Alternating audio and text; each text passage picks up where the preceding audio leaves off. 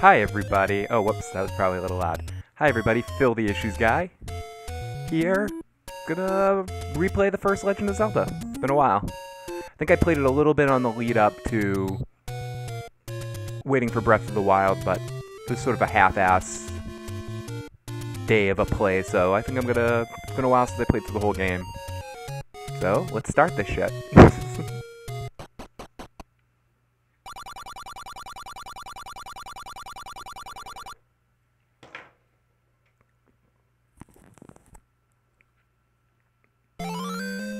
I am not good enough for a no sword challenge. Not until I beat the game at least once again. Not that way. I mention this a lot every time I play this game or any of these old 2D Zeldas. But that move right there, that freaking sword move, is the thing I miss most about 3D Zelda, with 3D Zeldas. I miss having that move. That move was fucking awesome.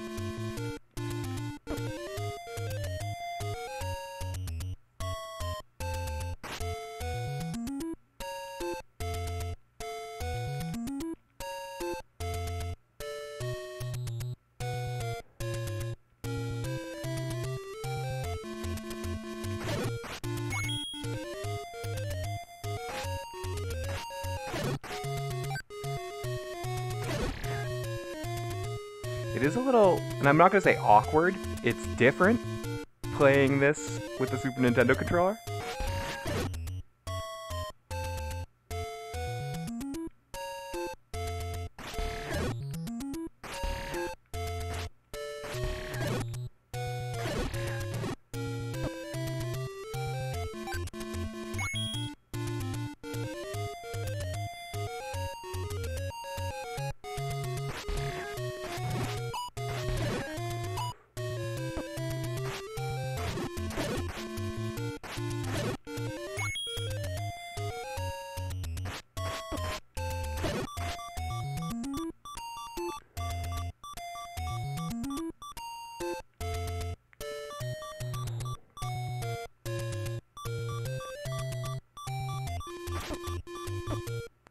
Oh, and I'm dead. Didn't take too long for that first death, did it? Someone just turned this off. They were like, oh, okay. This guy sucks. Yeah, I do suck. And I'm gonna die a lot. So, if you're sensitive to clumsy deaths, this isn't the stream for you. There's plenty of people who like beat this game on speed runs with no sword, or the 3-heart challenge, or all that sort of shit. It's gonna be a little different. It's gonna be how many times can I die and still win this game without seeming pathetic. That's the goal right now.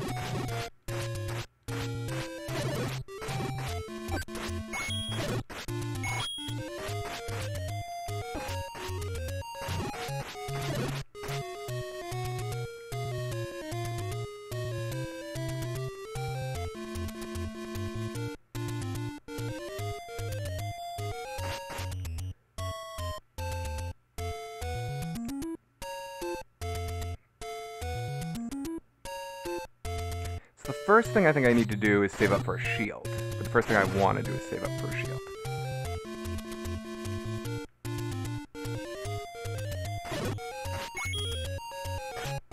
I think I need 40 for it.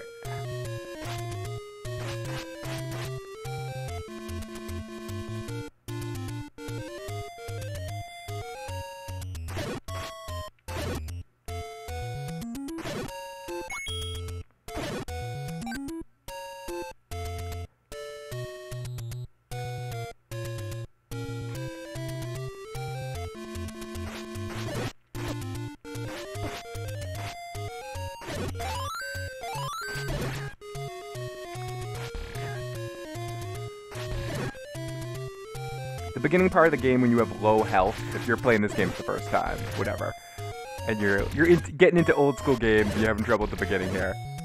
The key at the very beginning of this game, this is like a stupid key. This is the key, you fucking Weisenheimer son of a tit. The key is to stay at full health, so you get that sword throwing power.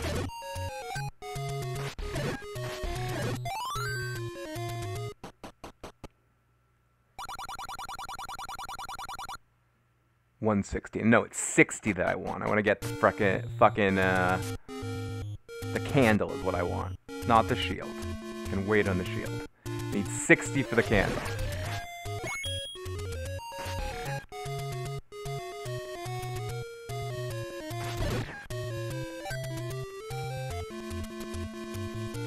$60 for the candle.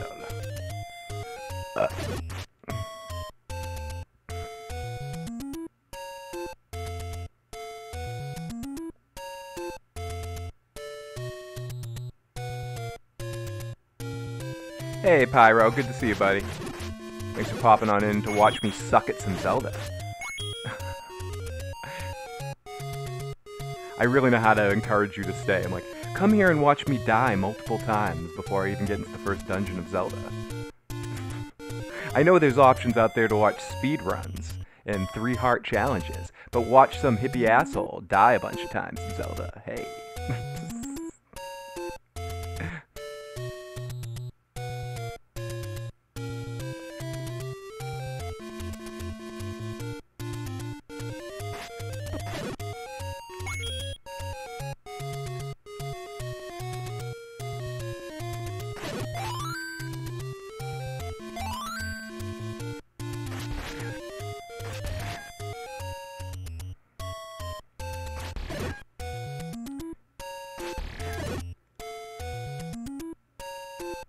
I kind of want to go back and play most of the 2D Zeldas if I can. I'll do it one at a time. I won't try to like play multiples. I'll play this, play Link's Awakening, play Link to the Past, and especially want to play the Minish Cup, because I don't think I ever played it all the way through anyways. And I want to try to see if I can get emulators of the season games too, because I never played those. Or never played through them all. I played Minish Cup a little bit here and there on someone else's Game Boy.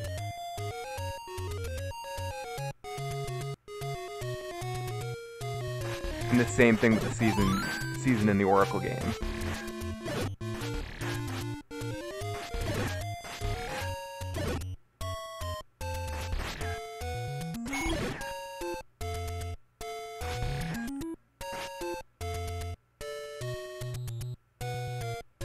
Now halfway there to getting the candle, or the torch, or the lantern, whatever you want to call it.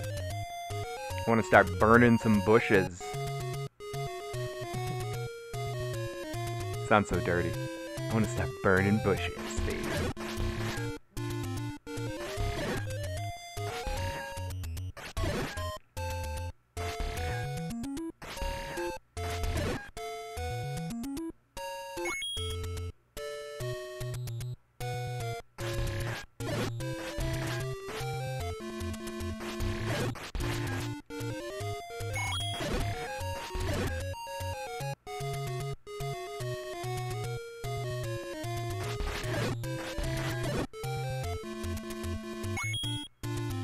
Fuck you, you are the most annoying things in almost every Zelda game. Fucking attacking me, annoying bastards. Yep, there they go, hit me again. In the billion years that I've played this game, in my whole life, I always get my ass kicked by those dudes.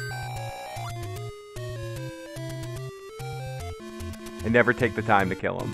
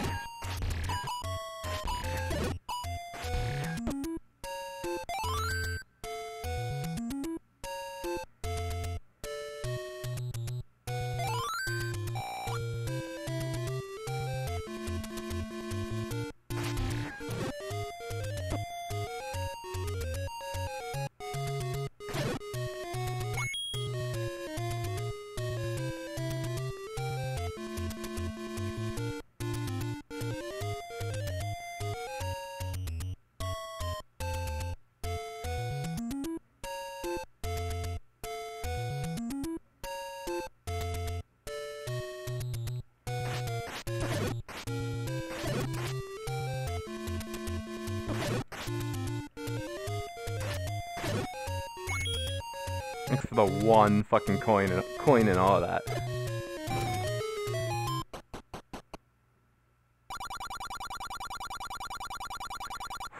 Come on, baby. Come on, baby. Oh, that sucked. Oh, that sucked. Dirty bastard. See, that's what happens when you gamble, kids. It's a lesson from Uncle Phil Ketchup Couch to you.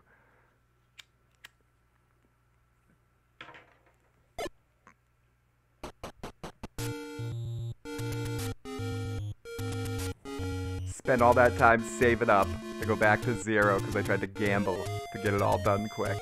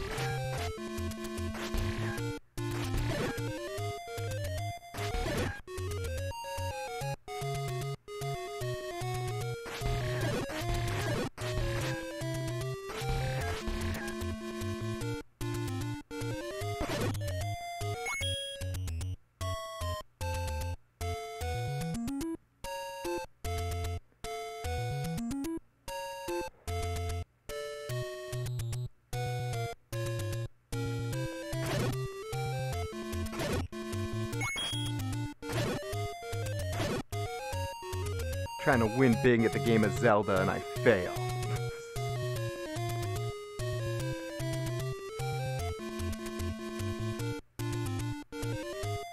I think I'm gonna say this every single time I play this on this Super Nintendo emulator. That doesn't feel bad. Bad isn't the word, but it feels different in an interesting way.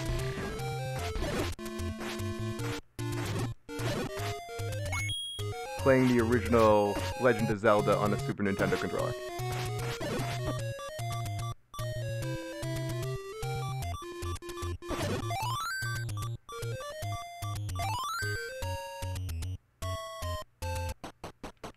Yeah, fuck saving up those coins again. I wanted to get the lantern before I went into the first dungeon so I could get an extra heart container or two. If I remembered where they were, but it's not essential. I think one of the things that's great about this game, and I think something that they definitely tried to... Don't talk and play at the same time.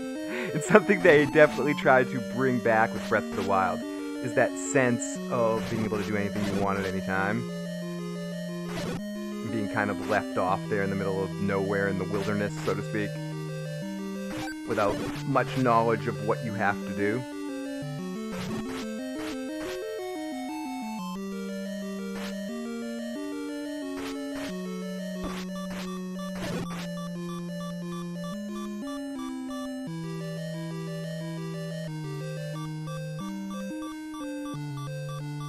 At least now when I inevitably die, I'm gonna stay in the dungeon. I'm gonna die from the fucking keys.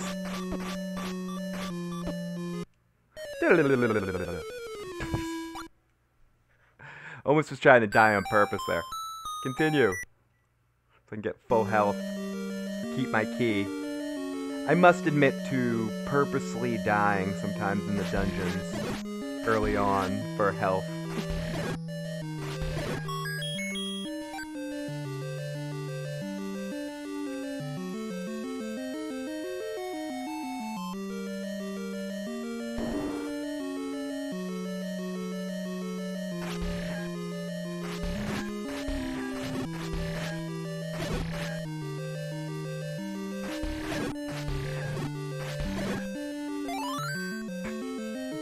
Love when you get that timer thing at the end.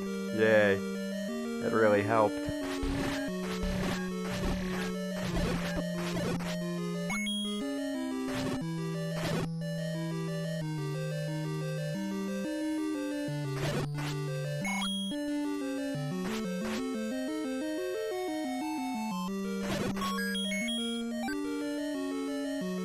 A lot of other games copied this format, but they're... Even though I'm having a little bit of trouble adjusting to it because I'm weak from modern games. Like, just the way the control scheme works, so how close you gotta be for hit detection. You know, it's a challenge, and I don't mean in a way that the game doesn't work, but a lot of games that had this top-down perspective, or Quest games that came before Zelda, before or after Zelda, never quite got what Zelda got right. Just the way when you're feeling, you don't feel like you're moving on a grid at all. You feel like you can move anywhere. Even if you are moving on a grid, it doesn't feel like you are. You feel like you can go anywhere, stab in any direction you want to stab, right when you want to do it.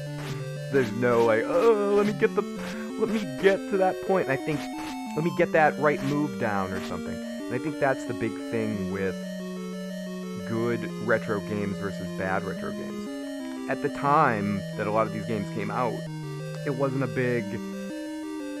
not a lot of thoughts went through my head personally about, oh, this is a good game, this is a bad game. You just played the game. Like, you rented it, you made the decision, or you bought it, and you made the decision that these are the games I'm going to play this night. And then it's not about liking it or disliking it. It's you have this game for the weekend. You paid the money to have it, or you bought it. Now you're gonna make do and play through the fucking thing. That's why so many people played shitty games. Returning games just wasn't, or for me it wasn't a thing. Or with renting games was a big deal. We had a video store at the end, like right across the street from where I grew up, called Video Corner, which eventually was a dry cleaners that I worked in, but that's neither here nor there.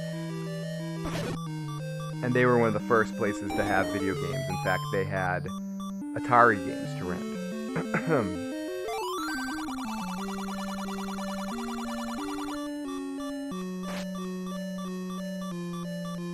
And they rented systems, if I remember correctly, too. The only time I ever played the 5200 from Atari was renting it. And I was like, don't need this one.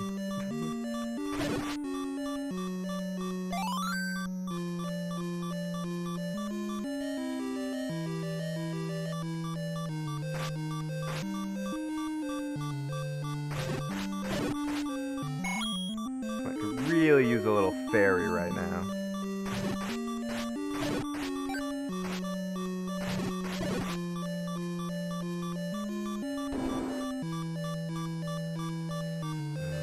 I don't want to go face off with these fuckers with my fucking one heart. It's gonna fuck me up, but I want that boomerang. Motherfucker, I want that boomerang.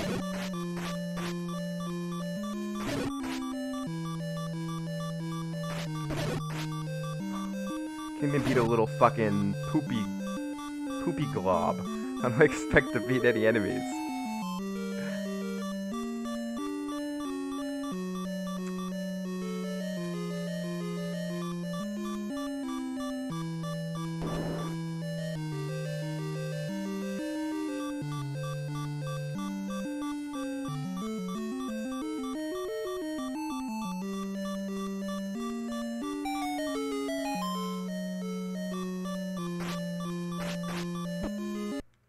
You fuckers! I knew I was fucked there. I knew there was no way I was making it out of this that situation alive. Oh, this game is still so much fun.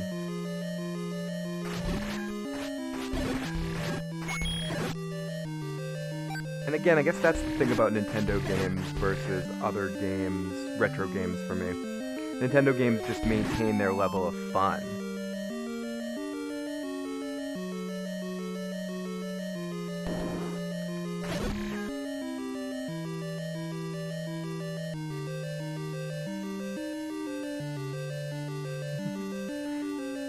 I used to, and still do, think these things look like little pieces of poop. Then in level 3, you face the big pieces of poop, that if you don't have a strong enough sword, they just...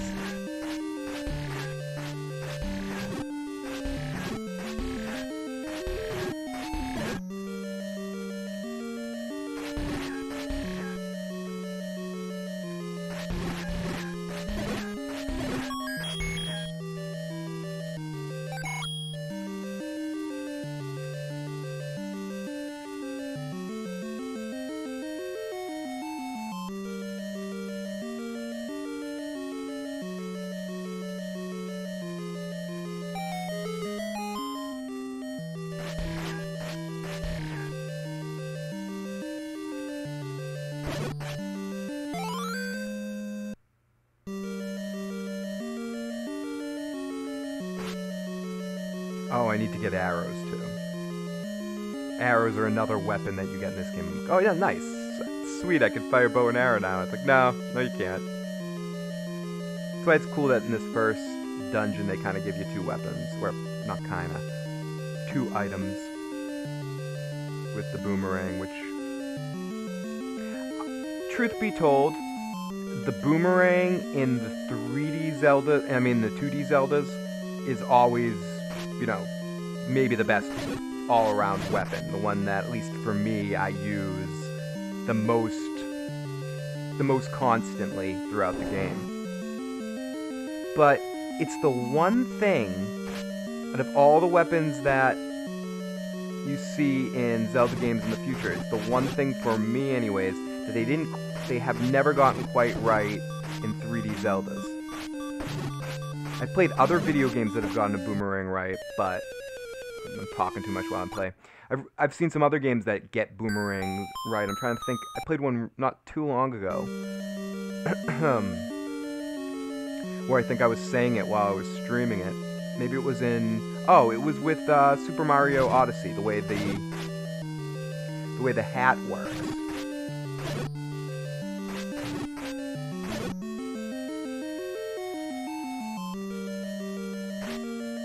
The way the hat works could definitely feels like how the boomerang should work in the Legend of Zelda game, but... Ooh.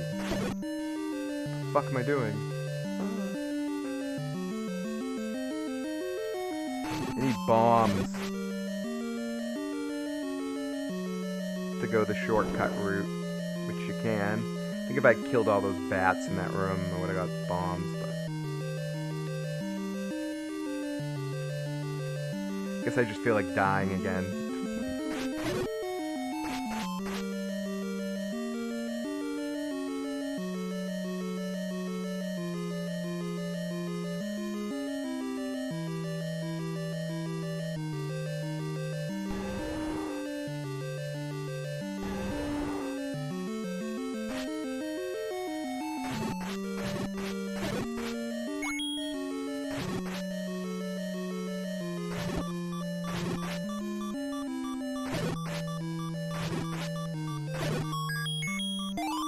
There we go. Dun, dun, dun, dun, dun, dun, dun. It's just game changing in this game. And then you get the... Do you get the blue one in the second level? So it's like not long that you get the awesome magic one if you want. Love the boomerang.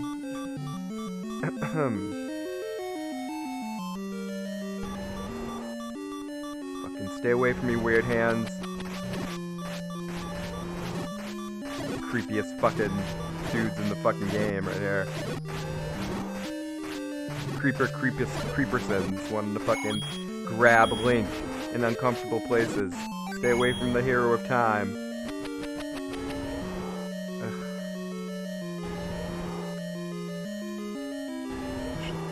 I wish I had more health, because there's no way I'm beating this boss without full health, so...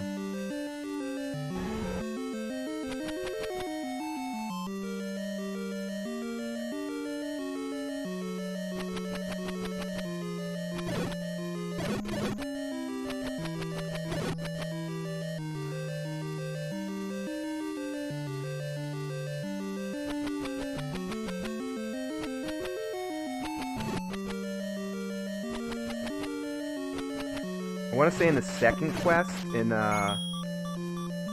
these guys start firing swords at you and are a lot more effective in the second quest. Once you beat the game twice, they alternate the location of the dungeons and re-roll all the enemies. You can make them all a little bit stronger.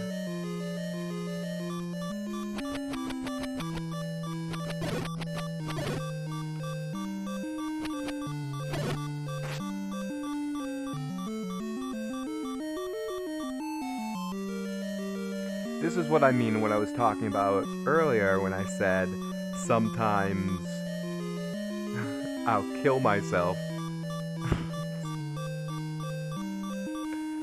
towards the beginning of the game to get full health. Because right now I'm running around looking for hearts to get full health before I faced the boss. Instead of where killing myself, I would have had full hearts. Everything would have been the same. I still would have had all my items. It's early enough in the game. And it would have taken less time. So don't do what I do.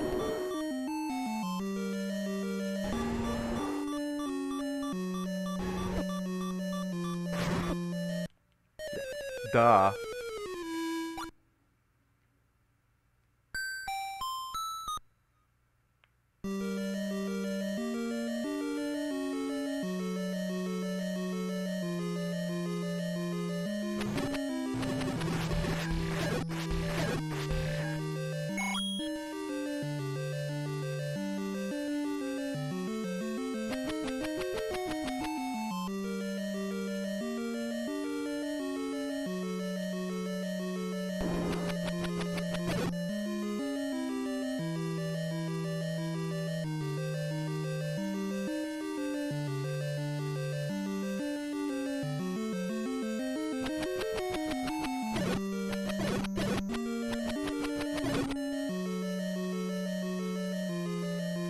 One to tell the tale to his friends.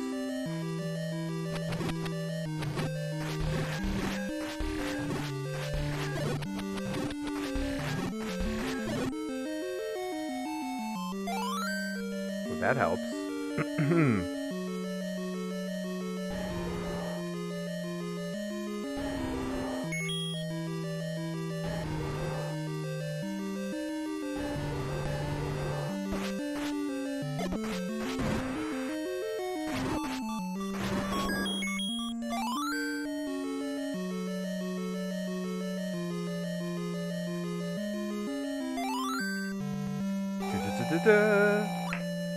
Try.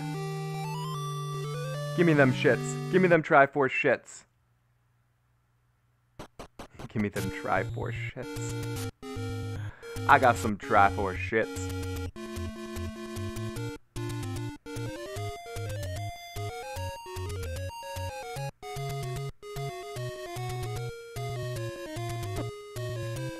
Excuse me for 1 second.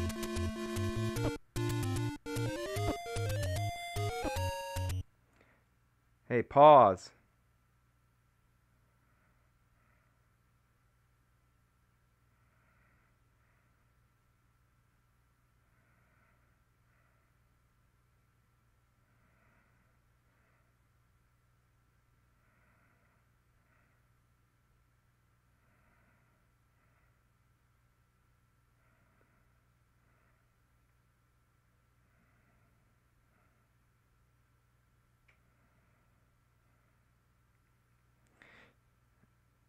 I'm like, wait a second while I mute my microphone.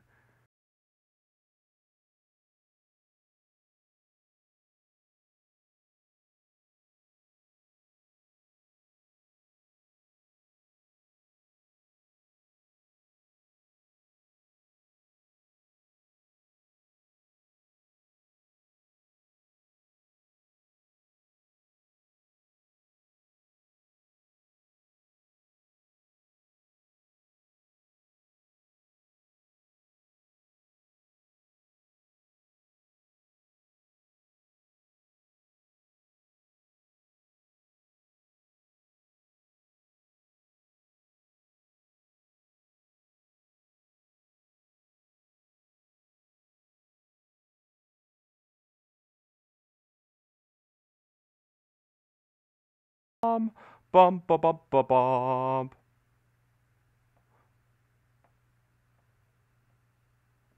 Hello. No crash. Pause. You never can tell with emulation, Joe, but in that situation, I was stuck in a pause mode, and I had muted my microphone.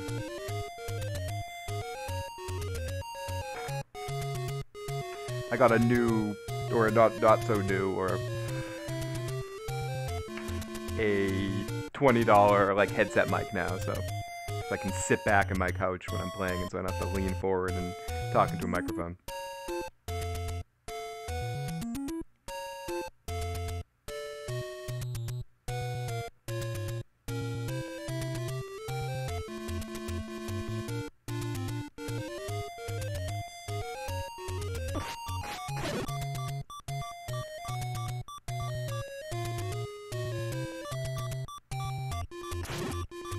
Certainly exiting this dungeon with not a lot of fanfare.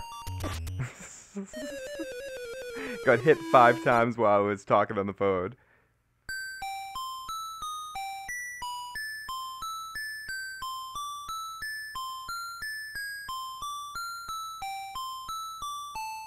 Sorry, got a work email and how to answer it.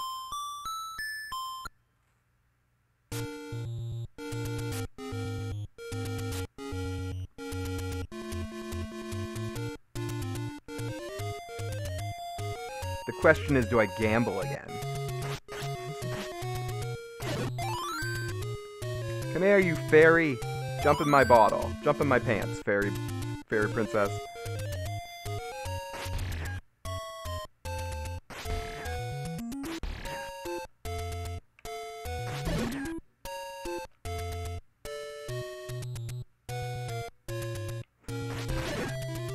No, I'm only...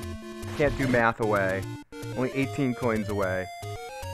No reason to gamble and play the Hyrulean lottery. Just a shady shell game anyway. Some guy comes up to you and wants you to pay money to guess if the ball's under the shell. He's a flim-flammer.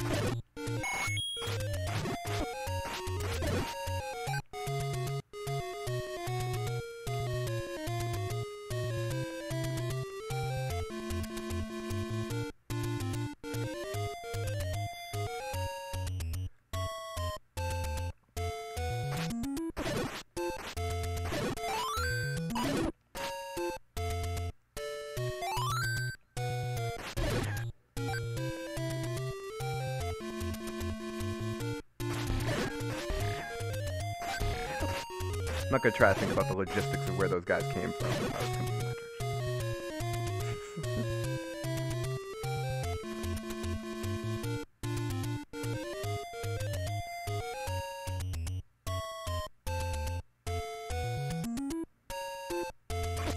10 more coins. Let's do this thing.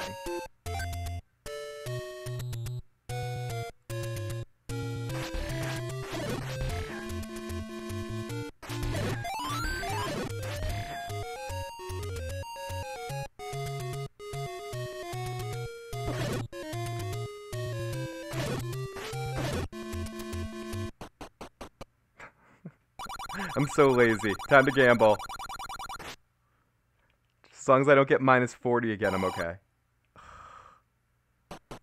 Fuck. Keep going with the middle. Eventually it's gonna be the middle, right? Oh my fuck. Someone's going... This is, again, kids, why you shouldn't bet on roulette or play... Oh, you fuck. But now I can't not pick the middle, and I've gone this far. I gotta keep going with this. I only have 20 more. I gotta just keep gambling. Yep. What am I gonna not spend my last 10 now? This is inside the mind of a gambler. I just lost all my money. I have 10 left. I've made all my bets. And now it's like, okay. And it's still not the middle one. Oh my fuck. Okay. So now I have to go back and get 60 coins again. Like a stupid fuck.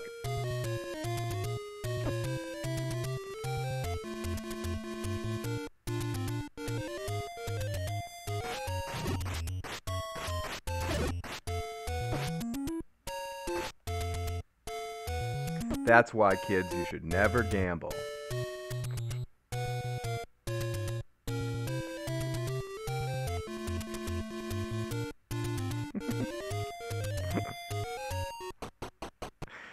Link is a cautionary tale, kids.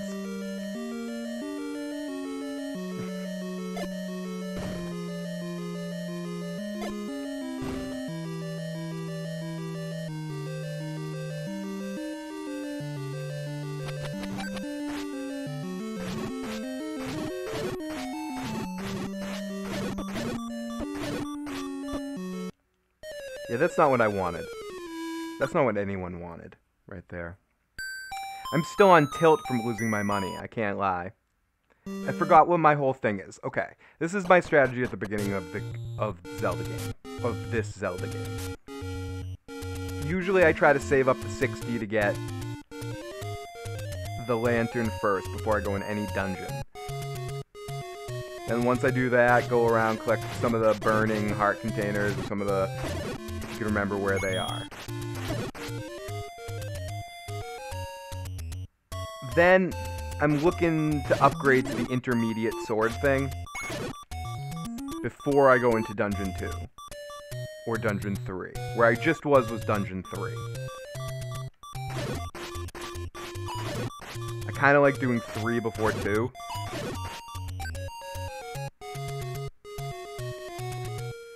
And then I run into 8. I go into 8 once I get the... once you get the fucking... the lantern, you can go into level 8 and get the magic wand, I believe, which is a really cool weapon to get early on in the game. Makes you dominating. And another one of those Zelda weapons that, you know, a lot of games have like one-off Zelda weapons that never really come back. Maybe it comes back in one of the Oracle games or something like that, but I'm trying to remember another Zelda game where the magic wand comes back. And then watching this at any point in time that knows that answer, let me know. As I could just stop being a lazy fucker and Google such a thing. I could actually ask my phone to do it for me, and then we all could listen at the same time where it said, technically, there's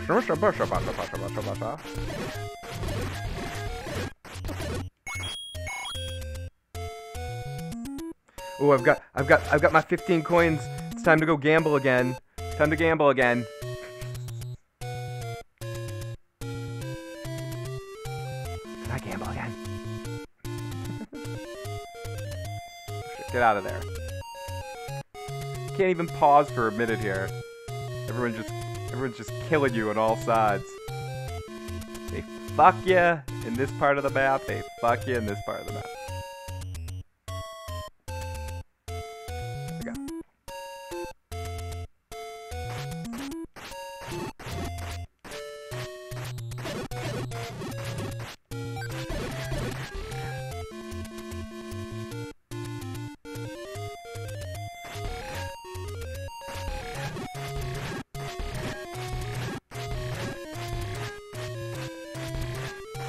You guys are fucking scary, these tremor dudes. Especially these fucking blue ones. With this fucking stupid wooden sword. Something like Joffrey would give someone for a joke. Wooden sword.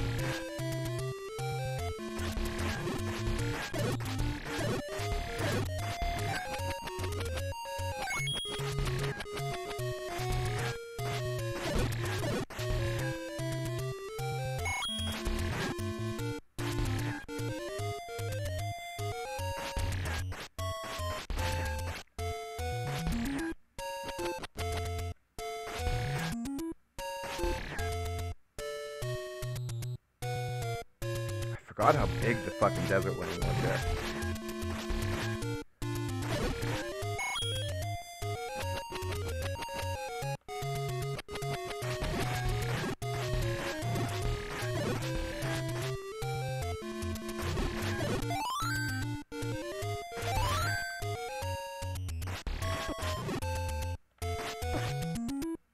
Oh, you fuck. In a bad zone.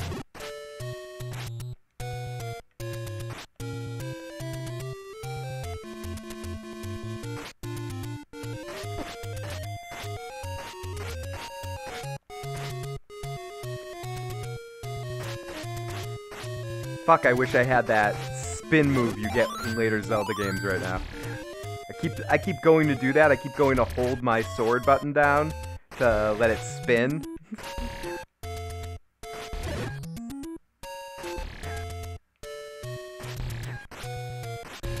Not to mention, simply from this to Link's Awakening, the next 2D Zelda, because, you know, you have the Adventures of Link in there, which was something different. Good or bad, depending on your taste, but something different.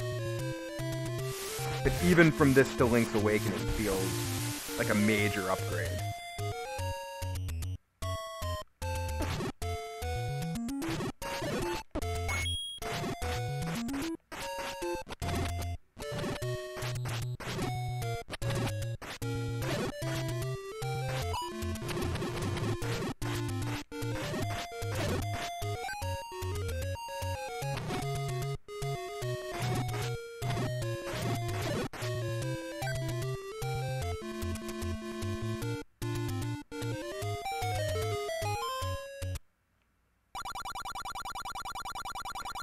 It's a secret to everybody. I love how Nintendo just puts this right in there. Just teaching you kids young. Okay, good. Now I can go get the fucking thing. No more gambling.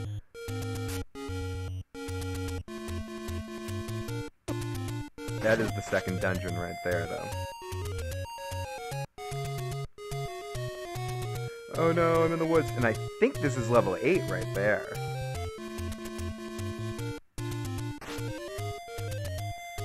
I'm in the weeds right now.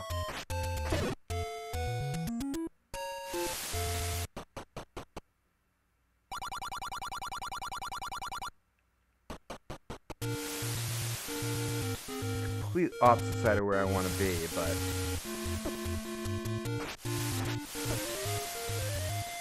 It's been a while since I scouted out all this bullshit, so let me look around. Okay,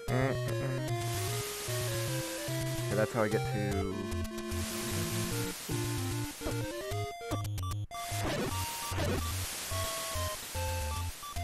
Another example of where I'm trying to kill myself, but I definitely want to check out as much of the land as I can before I do. And there we go. Do you work this evening, Joe? Probably, because I know you, because I think you have tomorrow off.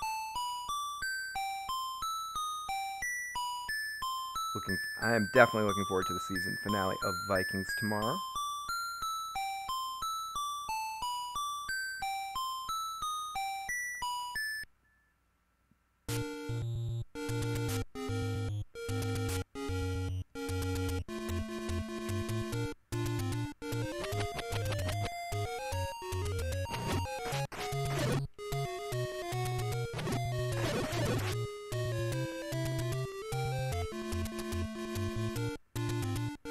Okay, 3 fucking coins. Come on, guys.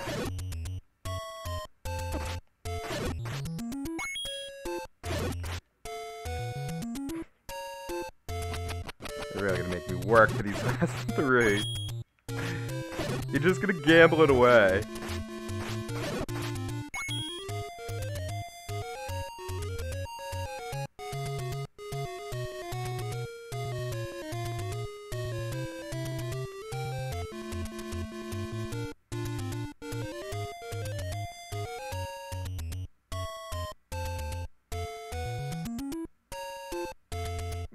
I just got a notification that I'm alive playing Zelda.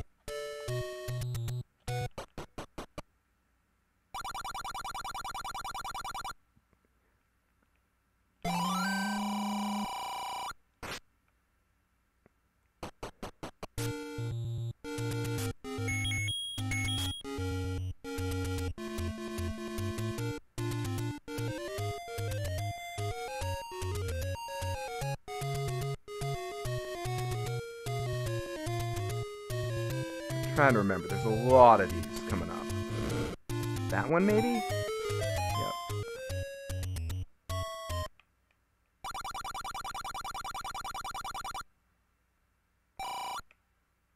Oh, thanks. I'll take it, but... Beggars can't be choosers, like...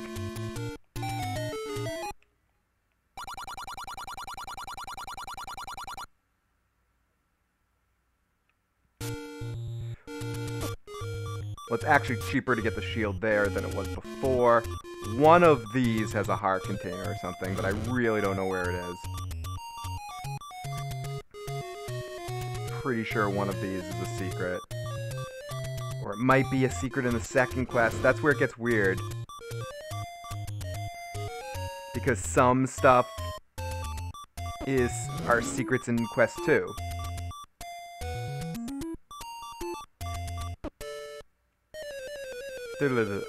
Not paying attention. Not paying attention.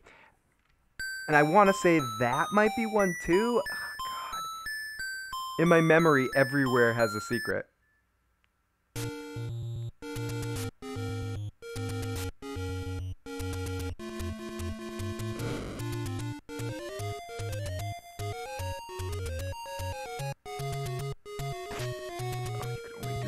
Fucking location. One every time you're in the place. Oh, it's a pain in the ass.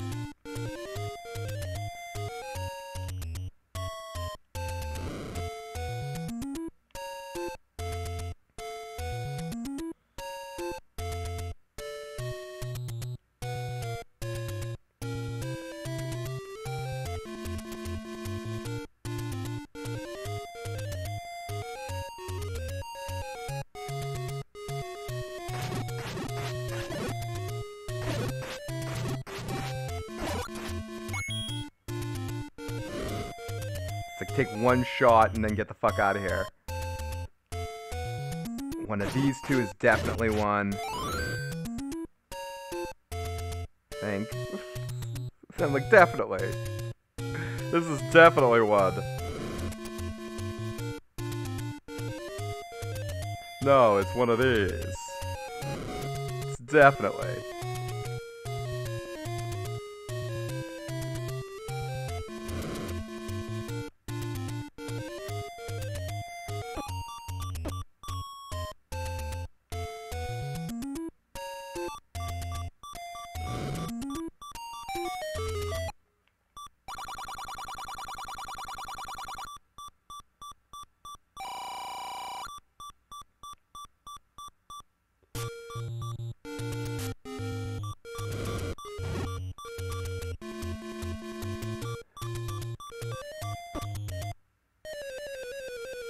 Diddly diddly diddly do, you suck. That's what I hear when I hear that music.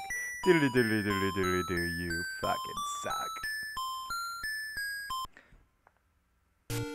And I wonder why they stopped this. I guess you can see this probably on the hero's path in Breath of the Wild, but I kind of like how this, and I believe up until Ocarina, I'm trying to think of it if they do it in Majora's Mask too, tell you how many times you died.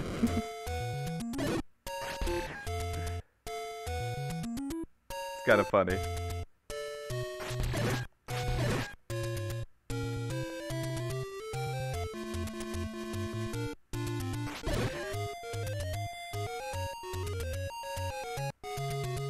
Excuse me again, 1 second. I gotta text back work and tell them I can work on that today.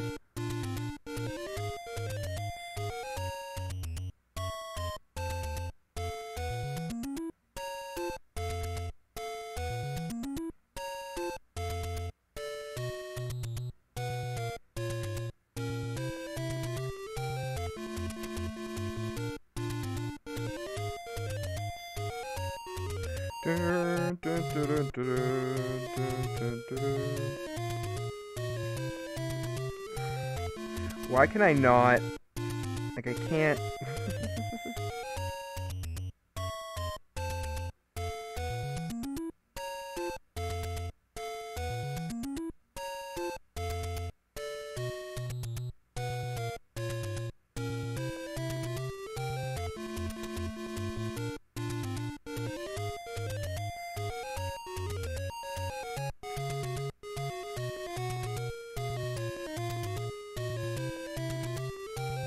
I can't like text and talk, or I can't chew gum and walk at the same time.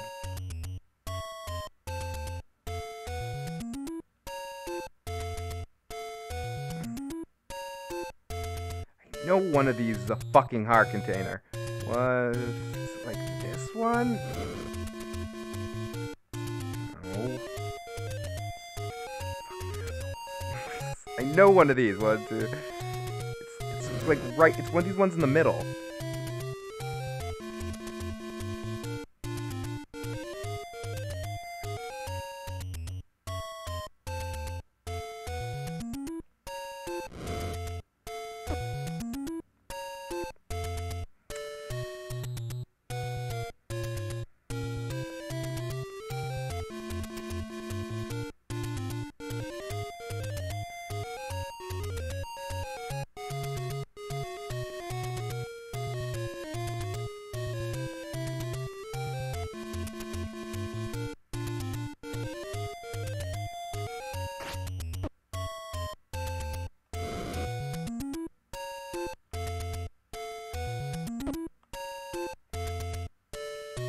No, I know it's one of these fucking bushes. I'm not leaving here until I fucking get this heart container. I'll fucking burn every fucking bush in this place if I have to.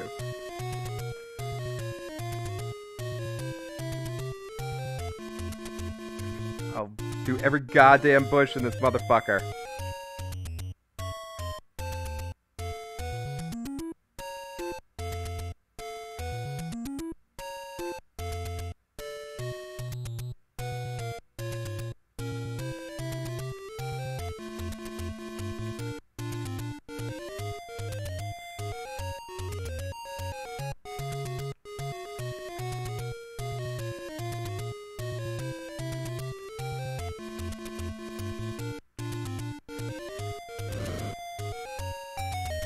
There it is. Oh, there you fucker are.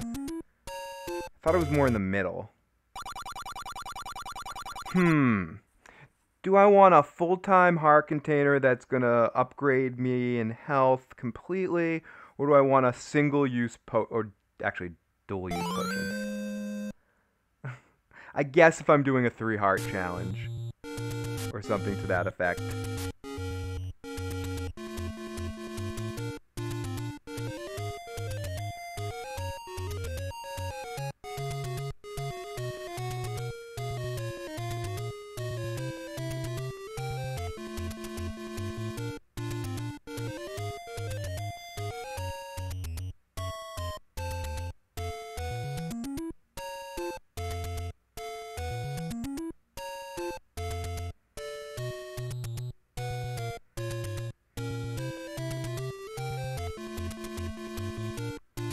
Sorry, okay, no more interruptions. Let's fucking do this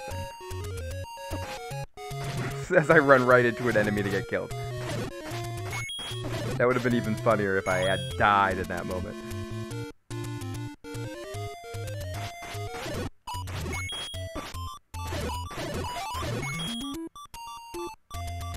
Come on!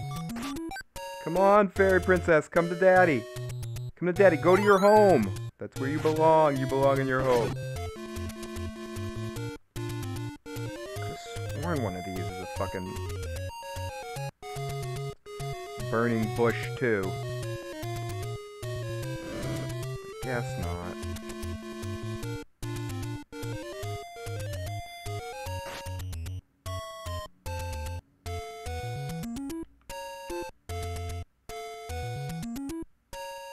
Here come the falling pieces of duty. Look at the duty. Look at the duty fall. They do not look like rocks, they look like duty. Very detailed duty, too. Like, I can tell what the Mountain King ate for breakfast.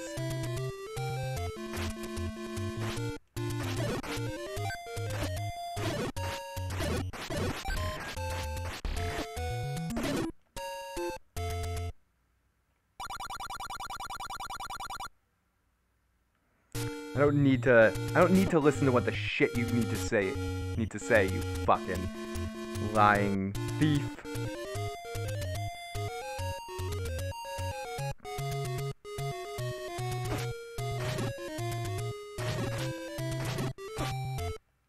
Yeah, those guys, I'm just running right into like one of the toughest enemy that's just knocking off 4 points of health every moment.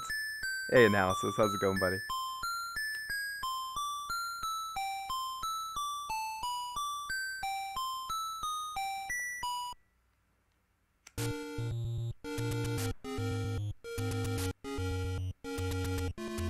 I think there's another heart container over here.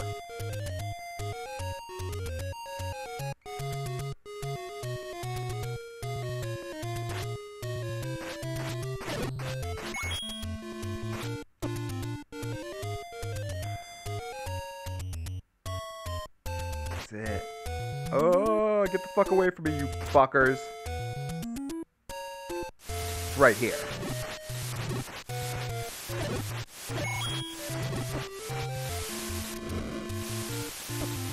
Ah, shit, shit. Do not die. Do not die, you fucking little fuck. Don't do this to me.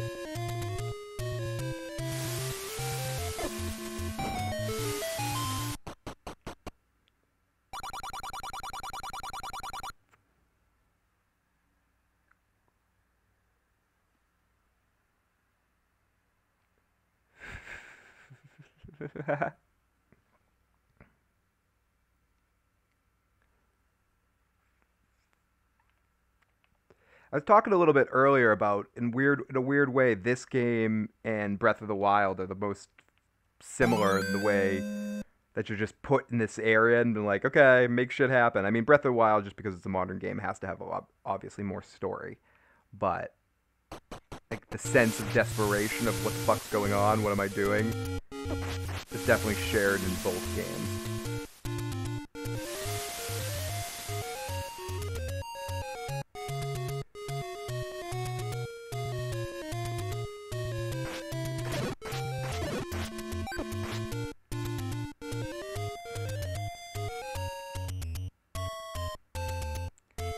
I think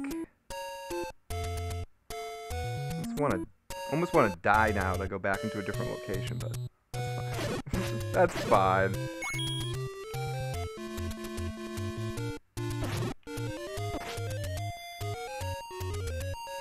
Yeah, in terms of the open world, a similar sort of feel. You have the same kind of feeling.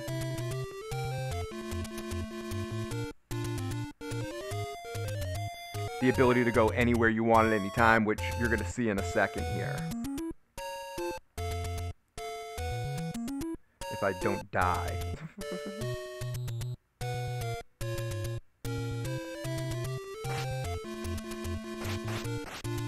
It's something I hope that they keep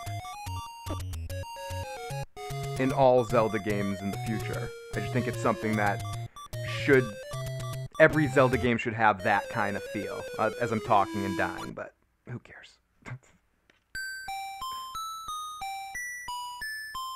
I saw the Breath of the Wild version, NES-style version. I would play the fuck out of that game if I had it.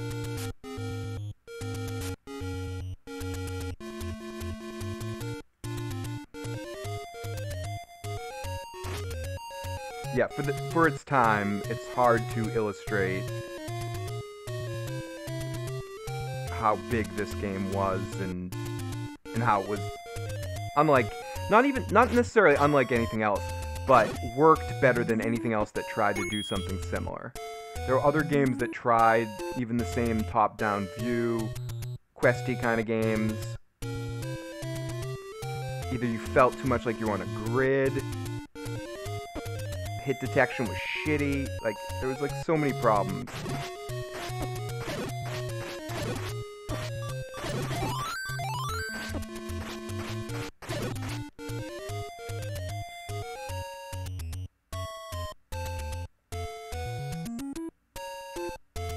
Because at the time when you got games, you didn't, and I was saying this earlier too, you didn't really think too much about, oh, this is a good game, this is a bad game. It was, this is the game that I got at the video corner this week, I have to fucking deal with it.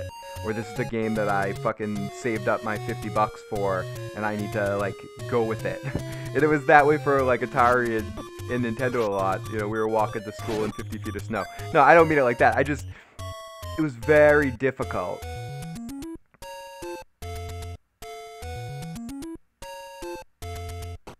And then this game came around, and it was just like another one that you picked up to try to play, and it's special. And then you realize over time, like when you look back now doing something like this, where I'm playing, you know, my Super Nintendo that's modded that has 400 games of Super Nintendo and regular Nintendo games on it. I'm going to add some Game Boy games soon and Genesis games as well, but you go back and you play all these old games, and some games that were trying something similar just aren't as effective because they just don't work as well. The controls don't hold up in the way that a Nintendo game holds up. And as always with my streams, this is where I become a Nintendo fanboy. I think this isn't about Nintendo now.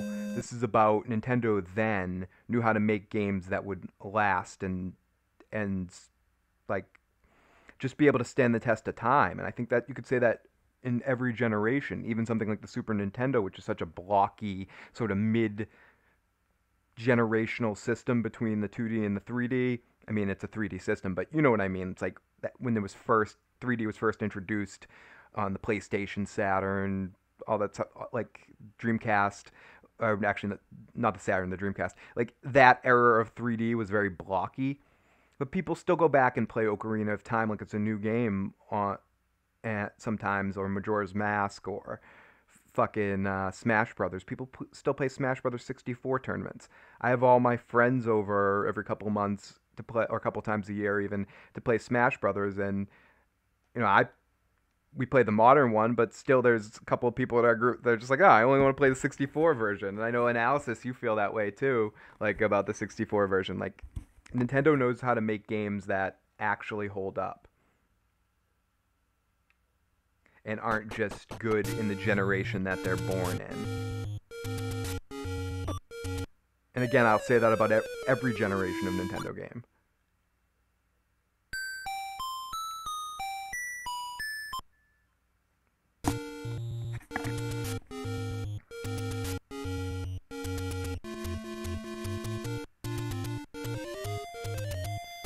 I mean, they have lots of problems, and I illustrate and talk about their problems as much as I talk about their good qualities.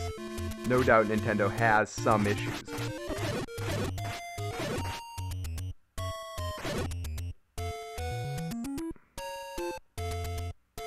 Yeah, exactly. You start Ocarina now, and it just holds up so well. And these original NES games, the ones that hold up for the most part, I mean, obviously the Capcom, the Konami, Sunsoft, they all make great games that last too. For this era of games I'm playing. But I'm talking even more just about like questy games like this. No one quite had this down. There's a lot of good role-playing, a lot of good open-world games now, a lot of games that take elements of Zelda and do 3D games and may do it better for somebody else because they don't like the aesthetics of a Zelda game.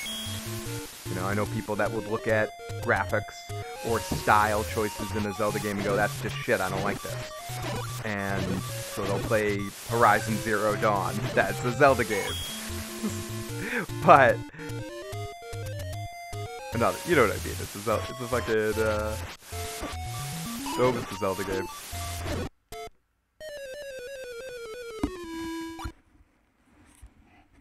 But that test of time just has me such a fucking fanboy. I need to shut up. I need to never shut up. I need to always be a fanboy.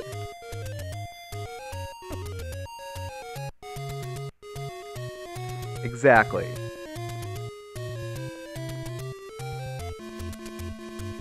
I'm just glad. See, when you're a real Nintendo fan, and I'm not even talking just about being a fanboy, but like, that's what real Nintendo fans are called. Fanboys. Fine. Whatever. We're fanboys. But it's that, I think it really comes down that we're realists. You know, there's some people that don't like Nintendo stuff. They're just, it's not a demographic for them. That's fine. But they still can respect Nintendo for what they do, or they have that one or two Nintendo game that they really love. But the thing about Nintendo fans, and the thing about people that don't like Nintendo, is every time they come out with a game or a system or something, somebody out there wants to predict it's Nintendo's doom. You know, like the Wii U was a failure. It was. I love my Wii U. I have some amazing games on it, but I'm a Nintendo fan, and I'm not stupid enough to be like, oh yeah, the Wii U is a tremendous success. No, it wasn't. It was their second biggest failure, next to the fucking Virtual Boy. The Wii U is a horrible, horrible fucking PR nightmare for Nintendo and stuff like that. But in that period of time, everyone, Nintendo's over. They should quit and start so many articles. I read 1 million articles. Let's do 1 million podcasters, YouTube people, whatever, all being like, this is it for Nintendo. They should start making games for the Sony systems. That's the only way they're gonna survive. They're gonna be gone. It's like, are you paying attention? Being a Nintendo fan is knowing that Nintendo is gonna be there. Nintendo's playing a different game than everybody else. They're not competing against anybody else. They're competing against themselves, and they're entertaining themselves. For good or for bad, and making money. That's what they're a fucking company that gives a shit about making money. I'm not like being like, oh, they don't care about money, but what I mean is they don't care about like video game competition. They don't care about what video game reporters really have to say about them. They're gonna put out their system and they're gonna keep doing it. They're such an old company that they're set up in a way that even they're set up for failure. They have fucking like money in the war chest. And, like, so if they want to innovate, if they want to try this cardboard thing and it doesn't work, who gives a shit? No, this is it. This is the sign that the Switch is going to turn into shovelware because they're using cardboard. Shut the fuck up, okay? Like, shut the fuck up. It's just horrible. Like, I read this article. Someone put out an article. I forget who it was from, but it was some video game journalist. And it was... This is why I was wrong. And it, like, goes over this article that this dude wrote around the time that the Wii U was out about how the Switch was going to be this colossal failure. And how Nintendo's, like, old and tired and like, just all this shit. What they try to do handheld. No one cares about handheld systems anymore. It's all about mobile gaming. You know, it's like this whole deep... And he like, wrote this article that was so smug. And, like, this is where I'm wrong. And he, like, looked at his old article and started, like, answering... rationalizing his points and why they're almost true now, but he's like, yeah, maybe I was wrong, and it's such like no admission of anything. It's so fucking ridiculous that the hate that Nintendo gets and elicits because people want Nintendo to be done. You know, they want them to be over, and it's because there's a problem when you have continued success. It's whether it's in a medium like being a podcast or a YouTuber or a video game creator or a musician or even a actor in some case. If you keep doing excellent things over and over and over again, it's like eventually people just want to see you fail. They just want to be like, oh yeah, wait a minute, you guys are cheating. You're cheating the system.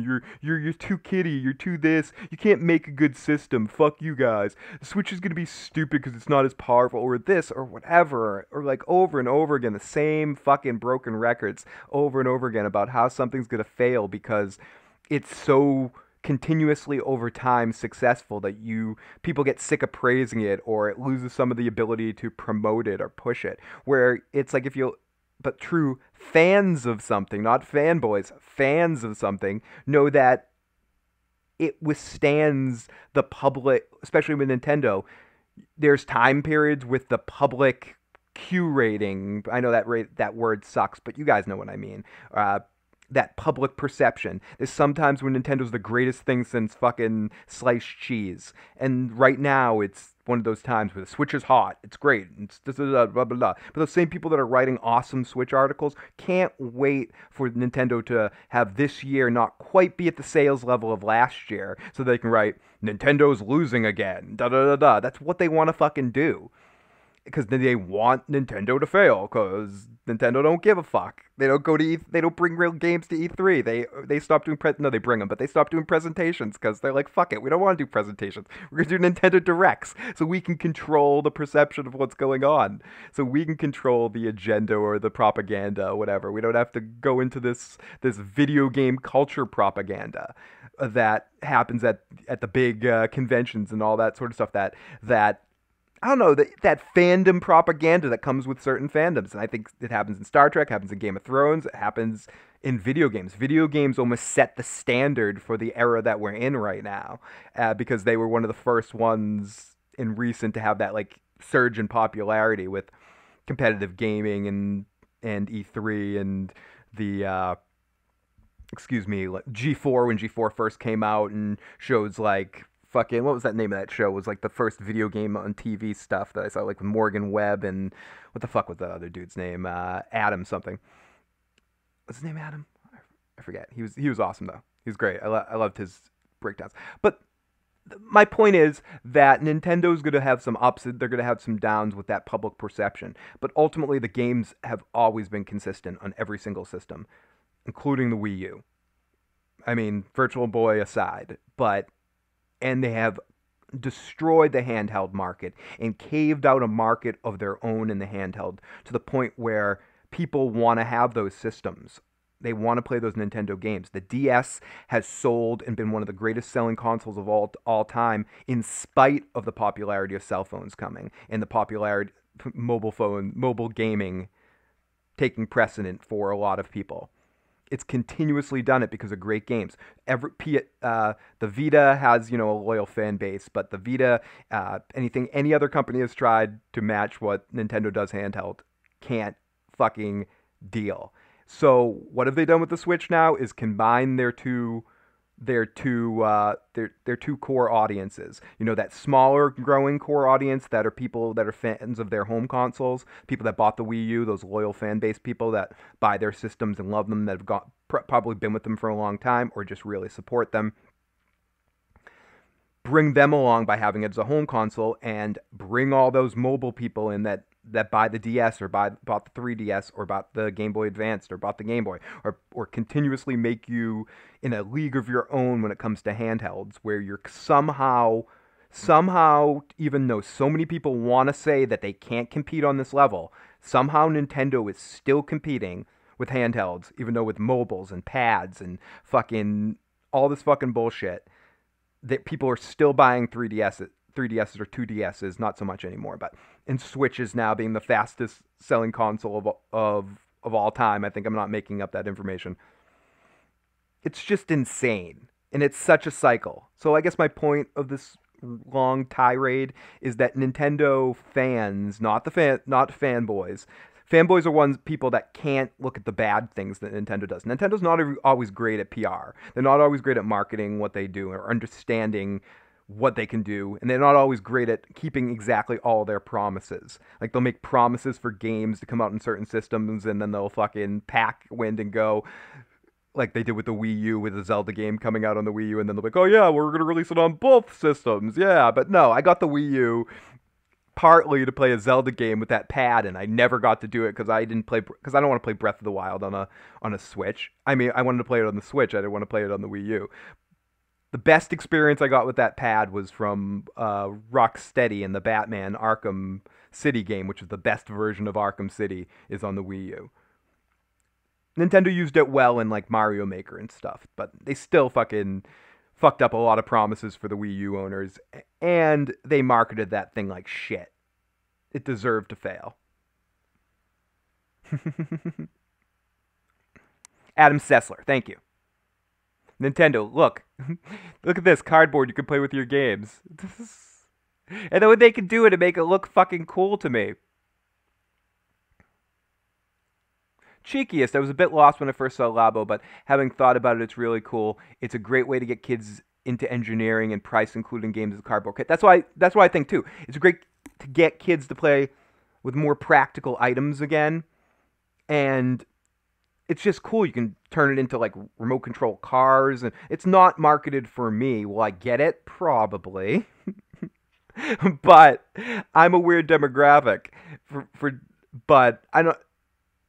It definitely shows some amazing potential for adult game applications with the Switch, but I think just from a kid's standpoint, for $70, you start teaching kids about engineering, you can really look into that, design, get back to using tactile things rather than doing everything on a pad or something like that. You're actually doing things with your hands, and you're making it somewhat affordable because of it being cardboard. I'm very curious. I can't wait. Sony, look at this 4K Ultra 60 processing power. Oh, and there's another. Where's your games? Show me the games. They just want another COD. Nintendo sells to different demographic, which is necessary. People get annoyed because all they want is releases to be with them in mind, and all they want too is the same thing. They want every system to be the same, or every story or every person to tell you the same thing over and over again, rather than offering an alternative. They don't get people that bash on Nintendo or bash on Lobo just been being like, oh, this is stupid. Fuck, this is an insult to real gamers. Don't get that. That's not their demographic. Why can't they appeal to both? They do. Do I have to get a PlayStation to play all the AAA games that I want to play in generation? Yes. But if I could only get one, I would get the Nintendo console, because they give me every generation the best gaming experiences, hands down. For me. Maybe not for you. Maybe you want to play COD every time. Or, I'm not saying there's other games there, but maybe immersion in the graphics is important to you. Cartoon stuff takes you out of it too much. But then play Bayonetta. then play plenty of other games that the Switch definitely has that sort of style, and the Wii U did as well. But I guess my point is, I'm not going to tell people that are anti-Nintendo, fuck you, you need to get on board, motherfuckers, you're missing out. Are they missing out? Yes. But my best example of this is most people, not all, most people that hate on Nintendo give this whole, yeah, fuck Nintendo, I fucking kiddie games, they're horrible. They're like, what the fuck are they trying to do? But excuse me. But excuse me, motherfucker. I want Nintendo to become a publisher and produce these games on other systems so I can play them. Okay. So Nintendo sucks. You don't want to play it. Their games are stupid, but you want them to be a publisher so you can play their games. It just doesn't make sense. Oh, TDFR. I am playing on a modded SNES Classic. Or SNES Classic that I've added both Nintendo and Super Nintendo games to. I'm going to be adding some more games as well for some different systems, because I have a few other emulators on here. But yeah, so funny enough, in an awkward sort of way, as I mentioned earlier in this stream, I'm playing this Zelda with a fucking, excuse me, with a Super Nintendo controller.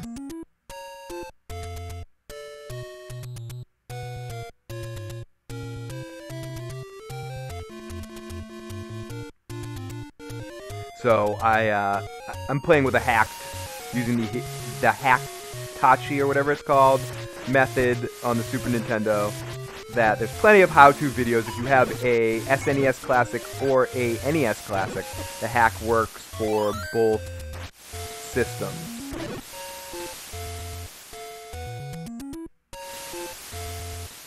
And I don't think this game is in the Switch eStore quite yet. I think Nintendo's doing something different with the eStore and giving you like arcade versions and stuff. I'm not sure how many, if they're gonna give a lot of classic games. I'm not sure what Nintendo's doing with the eShop this gen. They're giving, like, Super Mario Brothers is there, but it's the Super Mario Brothers arcade version.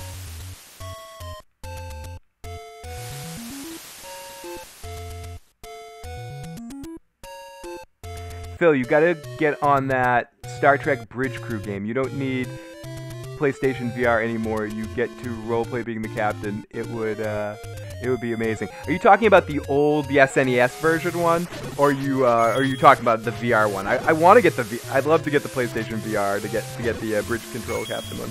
Or are you talking about the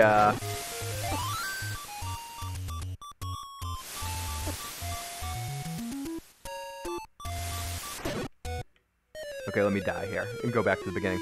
But are you talking about the Super Nintendo one or the Nintendo one?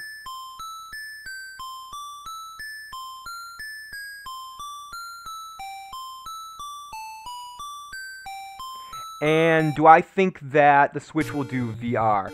I don't know. They've said, and they've been asked about that a little bit and say no. But the Lobo thing, and I know it's not the same thing as VR, but it just shows extra potential for the Switch. I would not be surprised if Nintendo does something, but I still think somewhere with the company, without even having to say it's like an underlying thing, that because of the failure of the Virtual Boy, I don't think they'd ever be... Nintendo's a superstitious company. Don Corleone is a superstitious man. And I don't think that Nintendo's in a super hurry to get back to doing anything virtual reality oriented. Oh, the PS4 one, you can play with the normal controller now. Oh, okay, I didn't get what you meant. Oh, fuck, I'd buy that game now. You can play Star Trek Bridge Control now with the controller instead of VR? Okay. Done. I will buy that game tonight, probably. Thank you, I wasn't sure what you meant.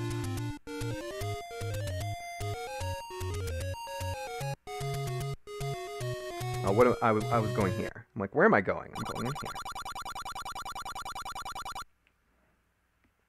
Fuck yeah. I will definitely be getting that game soon. Maybe not... I might have to wait to get paid, but... So Titty... Titty. TT. I know it's TT, I just said Titty. TT. I got a dirty mind. I always got titties on my mind. I don't think Nintendo's going to be in a hurry to do it. I think they're going to find other ways to do other kinds of applications. What I would love Nintendo to do, in a sort of as a big fuck you, is I'm sorry. I'm having second opinions of what I want to do right now. Okay.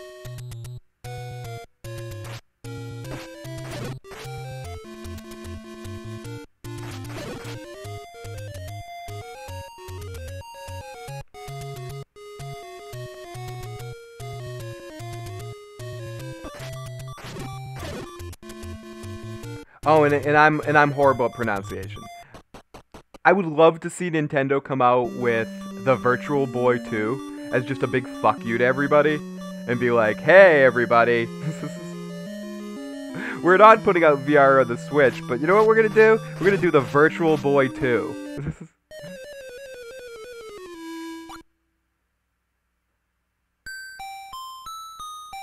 Completely okay, my friend. So I would like them to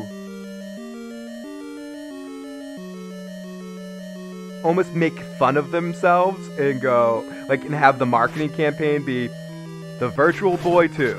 This time we got it right. Or something like that. Like the commercial campaign could all be about Nintendo's failures. First, there was the Game & Watch. Like, almost just embrace it. Embrace the failure. Embrace the suck. And put out, like, a nice, amazing VR headset.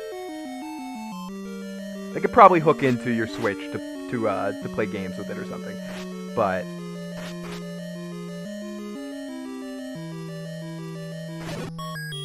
my feeling, though, is Nintendo will do something like you don't expect. You expect them to maybe announce that the Switch was going to have VR, and then they announce that they're going to use cardboard to simulate some sort of effect.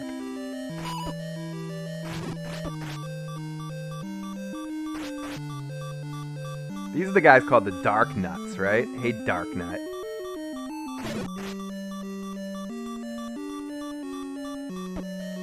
Oh, I suck. I suck.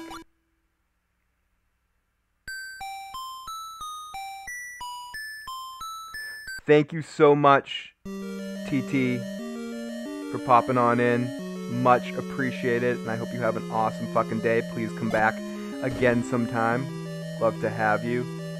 A couple different people stream on this channel. I tend to do Nintendo stuff, so we will be here. I don't know it offhand, but I could let you know in a second. I wish I could do a screenshot of it. But can you add people with analysis? You could probably answer this. Can you add people with names now? Do you need friend codes still? Because I think it's under the Issues Guy or the Issues Guy or something.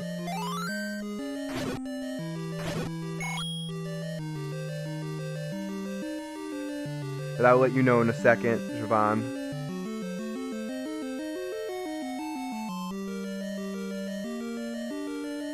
Yeah, I do Nintendo, Joe does Friday the 13th. Taka comes in every once in a while, but he has his own Twitch channel, so he's working over there in his Twitch channel. I recently started a Twitch channel as well. TheIssuesGuy on Twitch. Only tested out over there once, but I might play over there sometimes. So you do still need the friend codes? That's fucking balls on a stick. Okay, so yeah, I think my screen name analysis would probably know better than me because he's. It's either, I think it's Issues Guy or Issues Phil or The Issues Guy, something like that.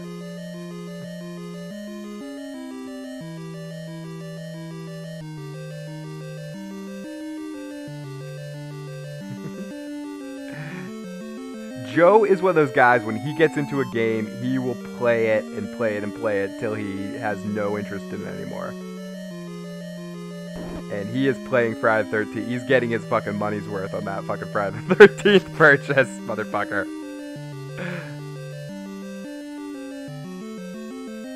Yeah, I think it's Issues Guy too.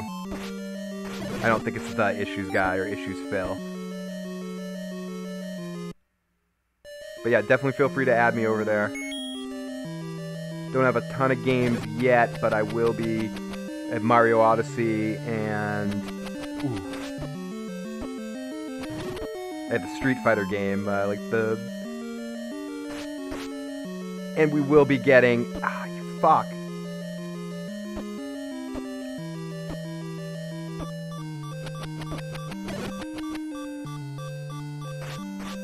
We'll be getting me some Mario Tennis.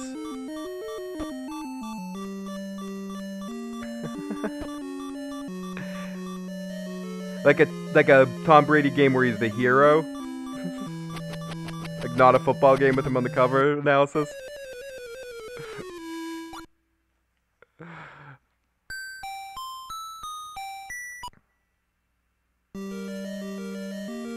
Super Brady Brothers or something, like a mod of Super Mario Galaxy with Tom Brady in it, where he's throwing a football instead of his hat.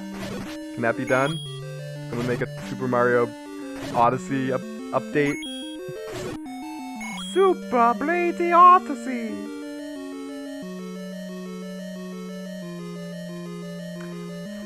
Thank you, TT. Also, if you can, subscribe to Phil the Issues Guy on YouTube as well. That's our other channel where I'm on more often, babbling about television and other goofiness. And I keep wanting to bring some more video games over there. I keep threatening to do a video game stream on that channel. I'm just waiting for the right game.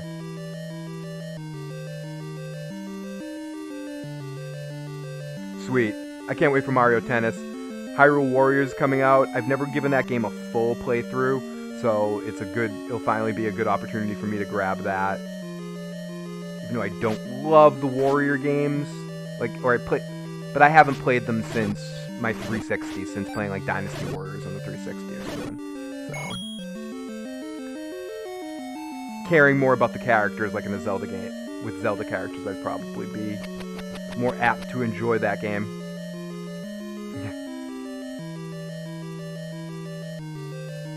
Thank you, Analysis. Ooh, I'd love to play Night Trap. If any of you guys are on the Discord or anywhere, or can send me a private message, let me know some games on whether the Super Nintendo, Nintendo, Genesis, possibly Sega CD. I'll see if I can get a Sega CD up here on this motherfucker. I'd love to play Night Trap and that Dracula game. Any old school games you want me to try to find and add to this thing to play on this, because a lot of times I'll come on to just bullshit games and I'll play like three or four games, and because I'm not sure what to play. And also when I download games and add more ROMs to the Super Nintendo, I'm almost filled with analysis paralysis where there's too much and I go, what the fuck should I get? So if anyone has any specific suggestions, contact me privately. Don't type it in the chat right now because I'll never remember. But feel free to send me a private message or on Discord or email me or something like that.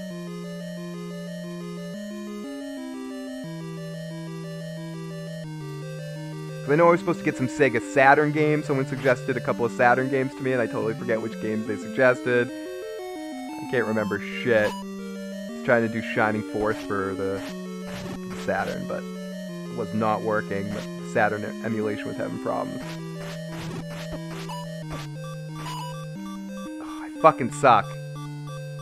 I need to get full health. This is horrible. I'm an embarrassment to Zelda playing right now. Trying to talk and look and play. Just an embarrassment. Come on.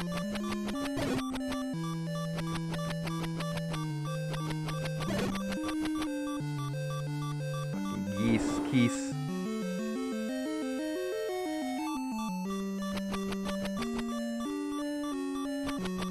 Thanks, Analysis. That's where we can kind of all hang out and keep in contact for shit upcoming. And talk to some of the live motherfucking chat.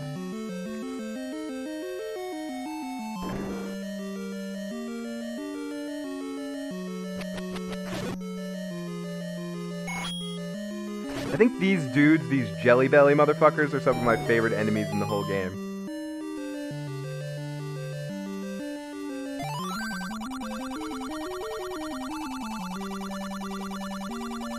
You bet your ass I did.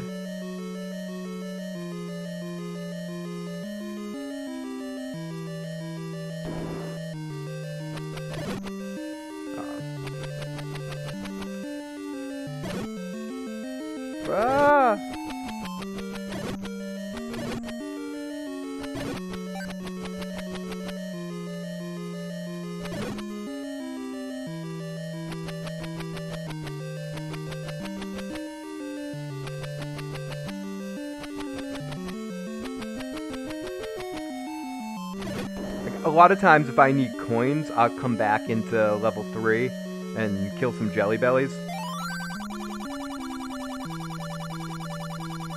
I did. You need to shut up, you.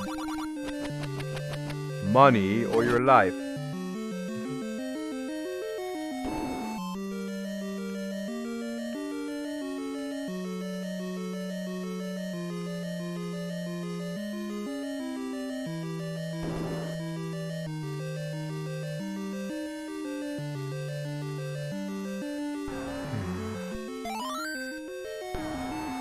Oh, what does that board look like?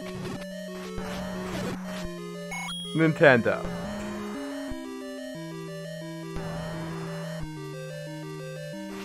Nintendo's still upset about something. Oh, I didn't get the weapon here.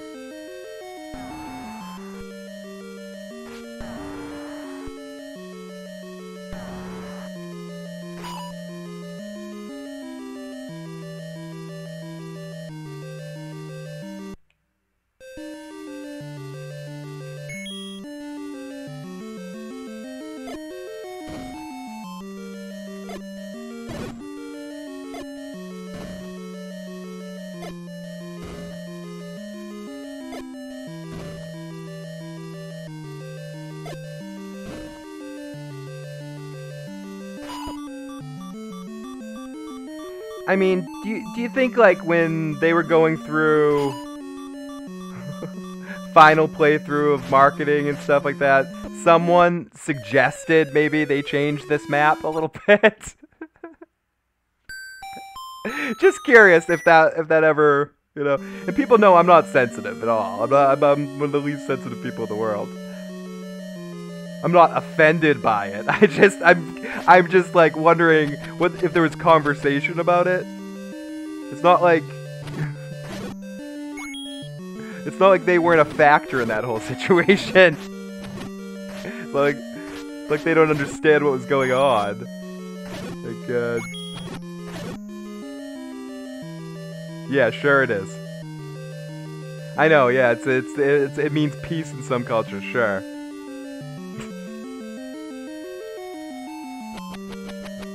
I know it's reverse, so someone says it's reverse. I know it's reverse. I just might have changed, like, one other thing, you know? maybe have one of the, like the room I'm in, maybe have one room to the left or something. I don't know, just a suggestion. I mean, like I said, I'm not offended. I'm not like, what the fuck were they thinking? I'm just curious if there was a conversation. You know, like a break, like where they were talking. Hey, you know, we're playing the new Zelda game that you're working on, Miyamoto. That's a really fun game, really cutting edge. Unlike nothing we've ever played before. It was great. I just have a quick question about level 3. Was there any significance to the map on of level 3? Oh no significance. This is just how like knowing Miyamoto or knowing what kind of guy he is, he probably just designed the map, like of basically of the layout he wanted to, and then after the fact they look back and were like, oh, whoops. maybe we should switch things around and make this backwards, because it probably looked the other way first and they didn't realize it.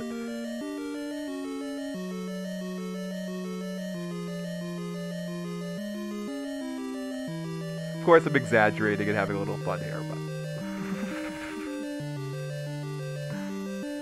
all I'm saying is I want to know if the conversation took place.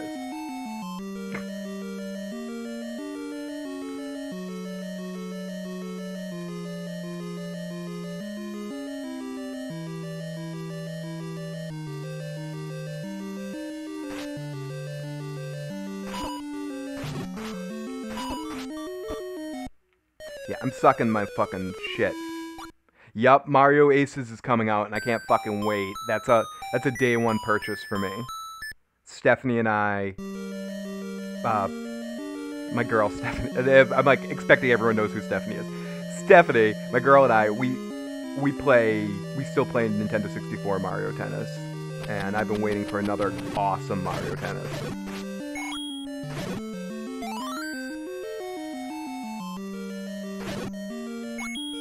The 3DS one was okay, but I think Mario Tennis works better on a console. I'm very excited about that. I hope online works well and can be fun and competitive. That's definitely a day one purchase for me.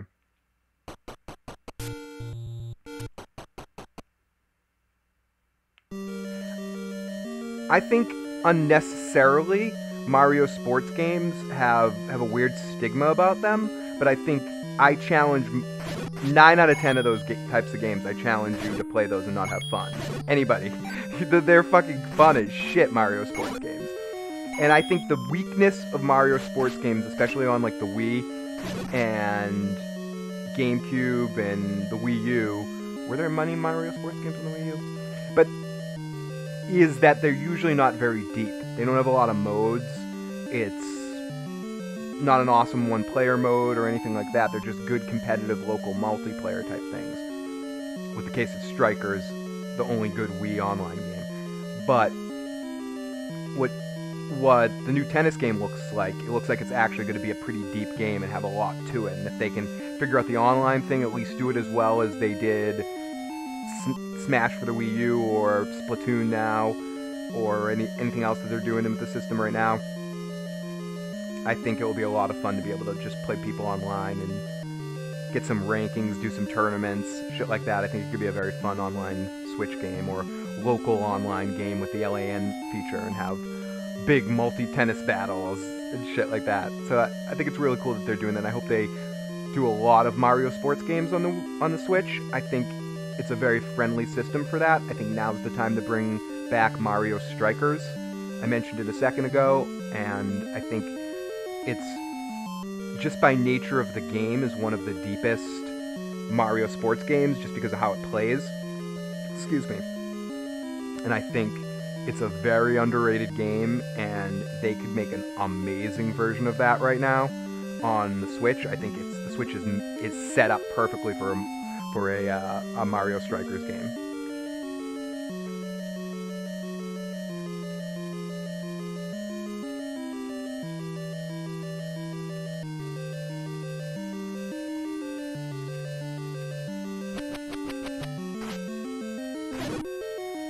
And I agree. People are going to be, now that the Switch is in so many homes, when these Mario sports games come out now. Awesome, full charge here. Finally. It's gonna be really awesome to see people's reactions to playing some of these games. Because Nintendo's been, like we were saying, been making great games. The Wii U has great games. It just didn't have a lot of people playing them. So, I'm very excited to see people playing some new Mario sports games. Oh.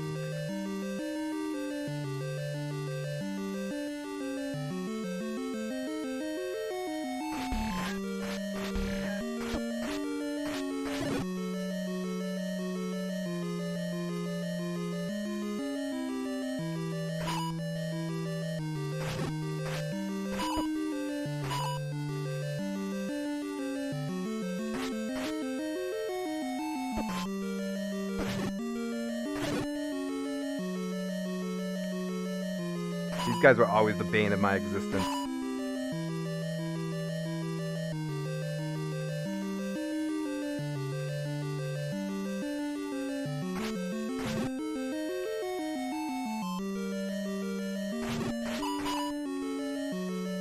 They're not impossible, they're just fucking, like... They don't leave you a lot of room for fucking up.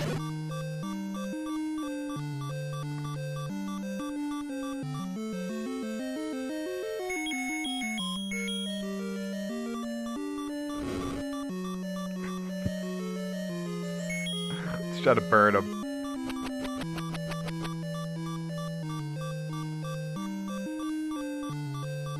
I don't think Nintendo will get into like that loot box. Whoops. Into that loot box philosophy. I don't see that happening. I see them getting more into DLC, maybe to a certain extent. And you could call Amiibos loot boxy a little bit.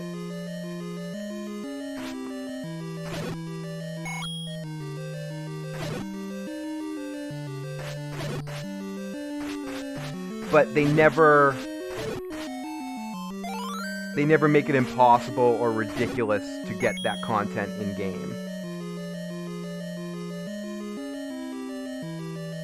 But as much as I like Amiibos, some of the Amiibo stuff bothers me.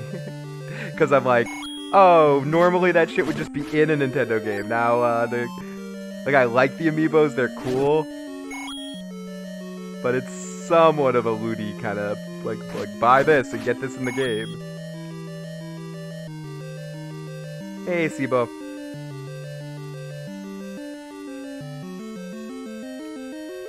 Welcome in to me sucking in Zelda.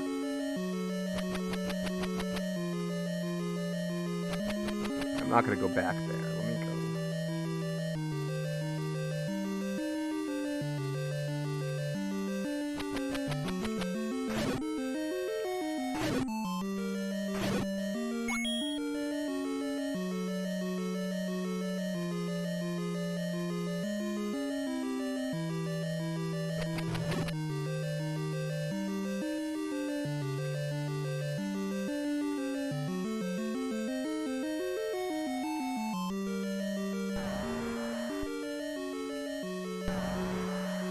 Oh, welcome from Germany, buddy. Thank you for checking out the live stream. Great to have you. Ooh.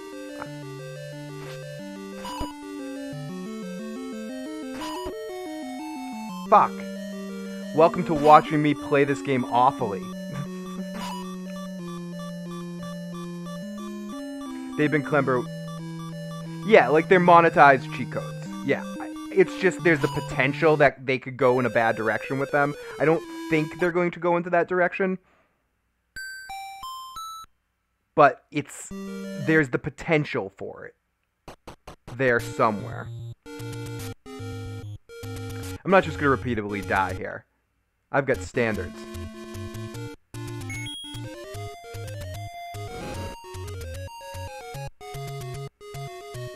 I've got standards. I'm trying something different. That's the thing about, again, the thing about The Legend of Zelda. It's, okay, I'm not doing well right there. Should I stay there? No, I'm not staying there. It's too much already. I agree. I think I think you're going to see a lot of the successful Wii titles, like a lot of the same sort of feel coming back to the Switch as well.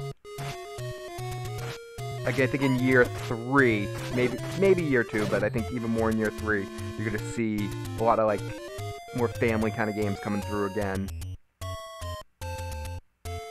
And then some of those first-party, amazing Wii games, like a Mario Galaxy HD remake would be awesome. That kind of needs to happen at some point.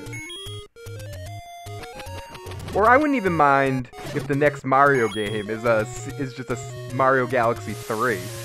Like, I would love to see a Galaxy game on the Switch. Everything doesn't have to be a remake. It can be similar to what A Link Between Two Worlds was. And have just new games in similar styles.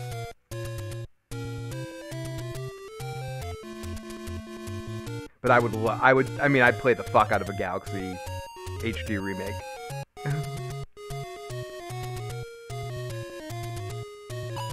That'd be fun as fuck.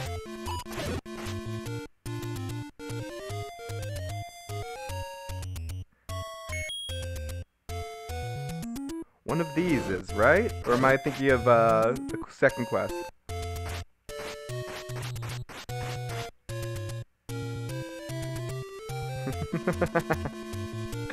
Yeah, oh, there it is. He can, yeah, he can give his nuts for us. So here we are in level 8. I used to know how to do this. I would love to see that, Javon. I was talking about that a little while ago, too. I think that would be one of the essential ones.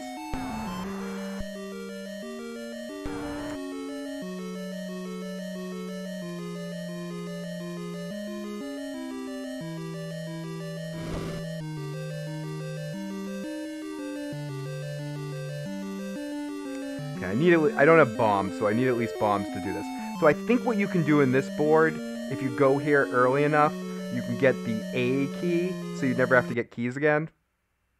There's also a way to get the magic wand.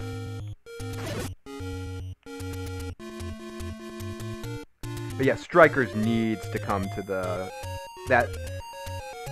I was actually really upset on some level that we never got a Wii U version of Strikers. I mean, the Wii U wasn't around long enough, but that game was so...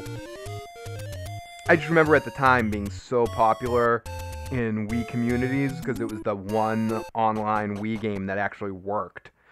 And it was so fun. Like, I remember having so much fun playing that game online against people. And I played it again not too long ago. I went over someone's house that had a Wii set up and they had that game, and it still holds up. It's still fun as shit to like knock someone down and take the ball there. And take your balls there. But yeah, it's a very fun game. So let's do 2 instead of 3. Oh, the snake guys, I missed you. Why does it always have to be snakes?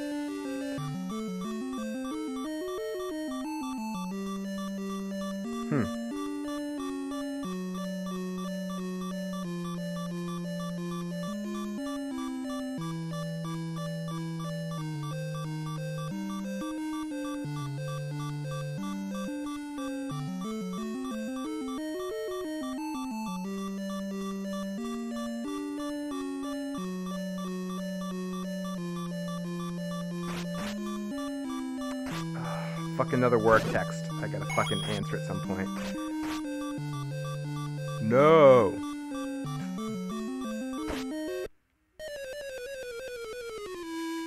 Fucking distracted.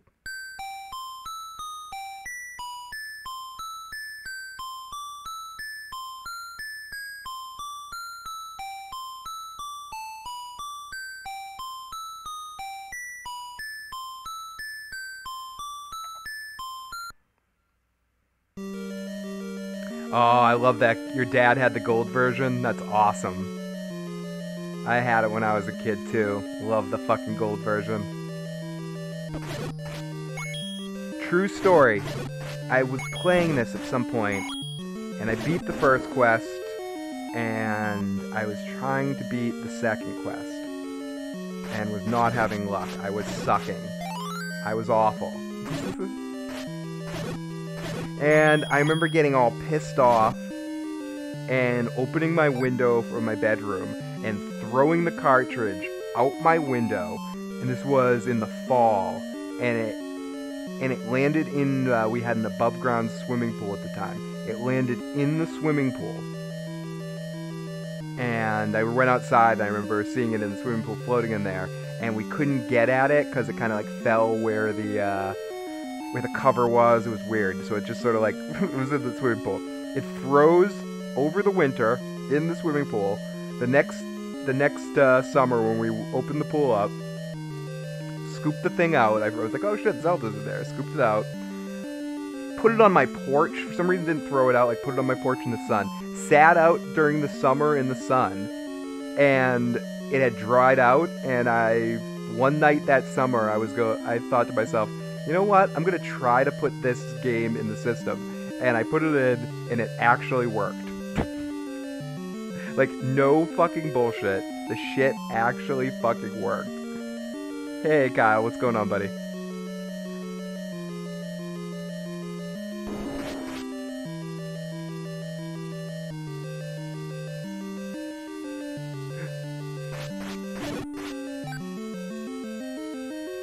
It's fucking amazing that the thing worked. I mean, the gold had faded. It was like, it was bashed to shit. But the fucking system works, motherfucker. Heave ho!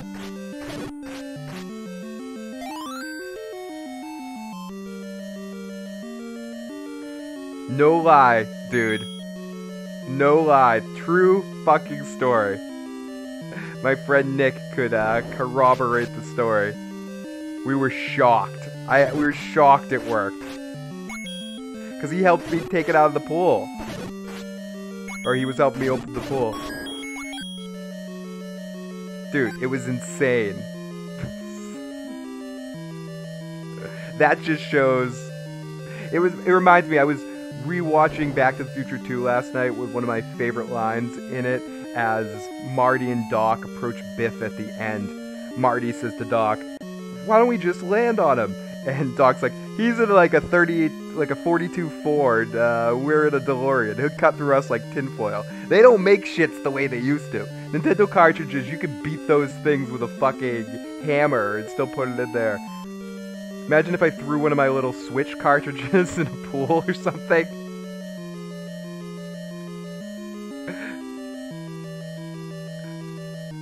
It's fucking ridiculous.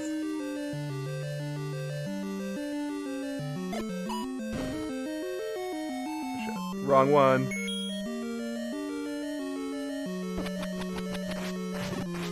Did you guys make this any harder for me? Dicks. Oh, that's awesome. I love jailbreaking systems. Wii Brew is one of the best aspects of the Wii itself.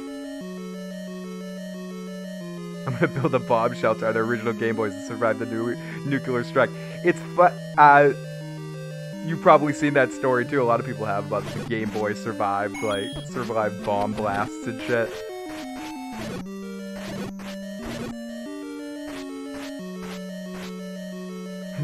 Cheekiest Game Boy exploded, it still works.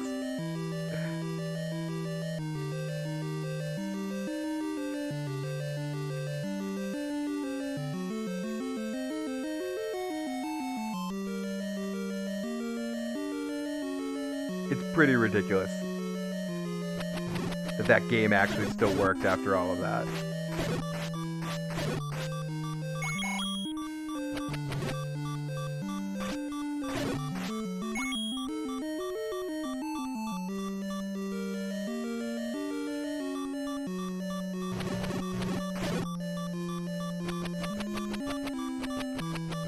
I love the Wii too. That was one of my happiest like periods of time in video gaming.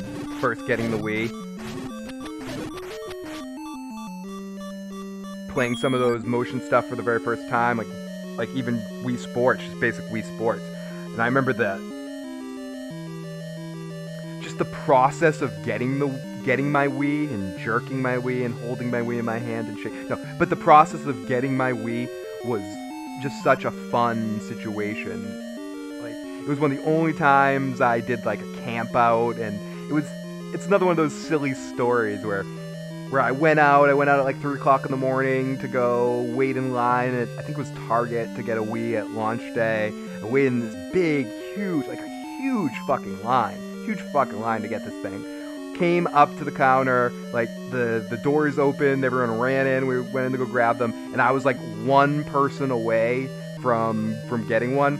So I jumped in my car, drove to another place, was like 2 people away from getting one, went to another place. Like, I kept driving around and not getting a system till I finally went to, where the fuck was it? Was it Sear? It was someplace random. And I went, and they didn't have any. I still like missed out, but they decided to give people out slips or something, like almost like you were waiting at a deli counter.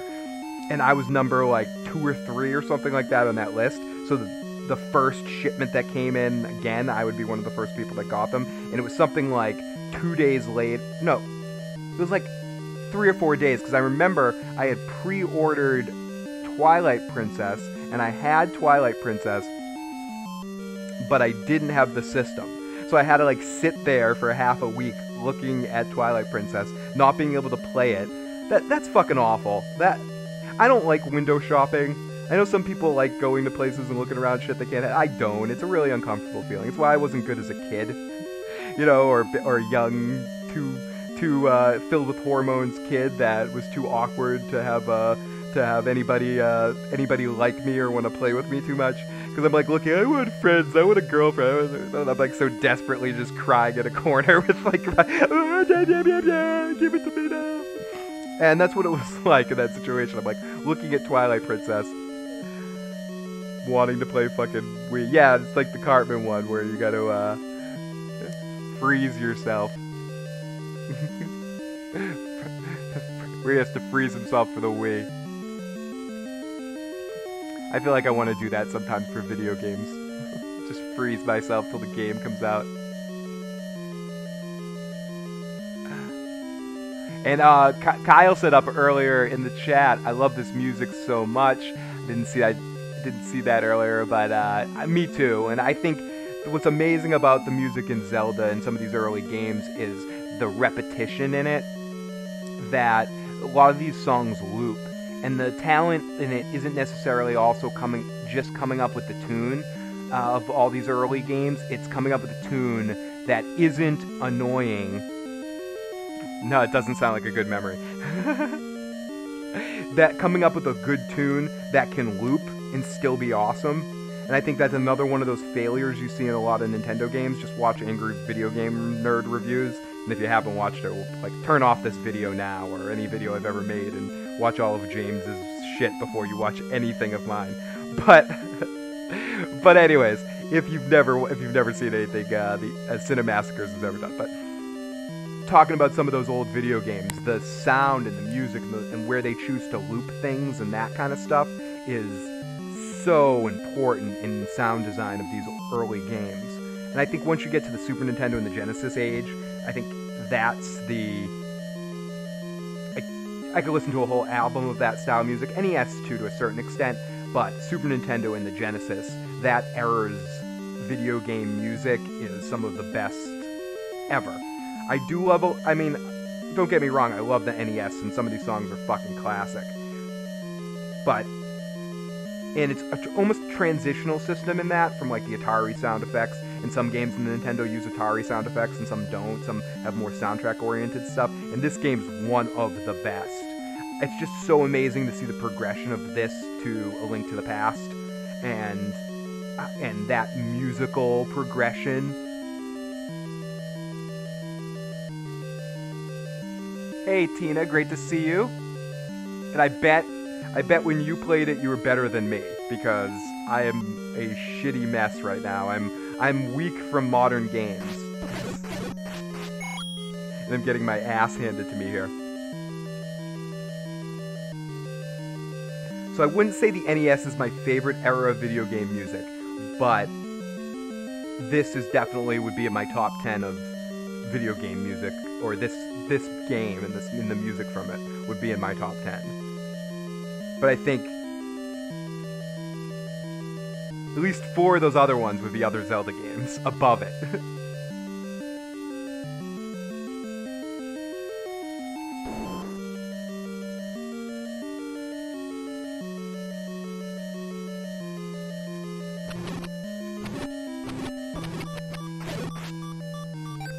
These fucking snakes!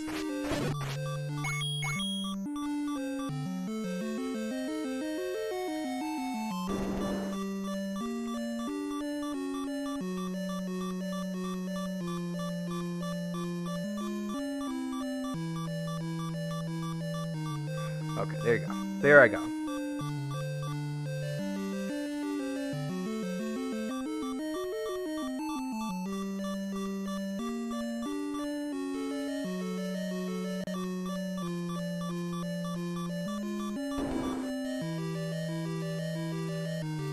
Could really use a couple of fairies right now.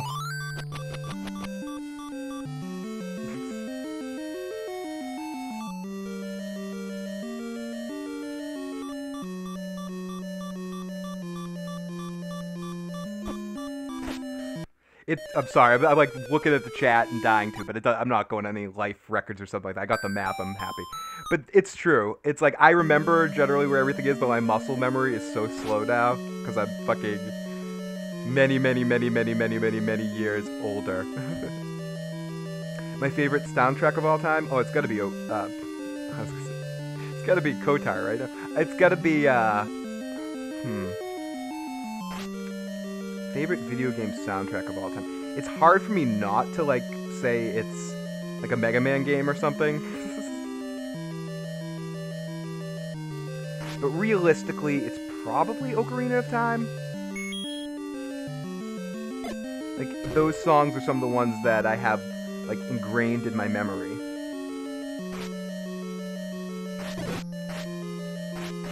That Gerudo theme is one of my favorite video game songs ever. The Temple of Time song, all the Ocarina stuff that Link plays, like all the songs, just are in my, like, my fondest memories of video game music.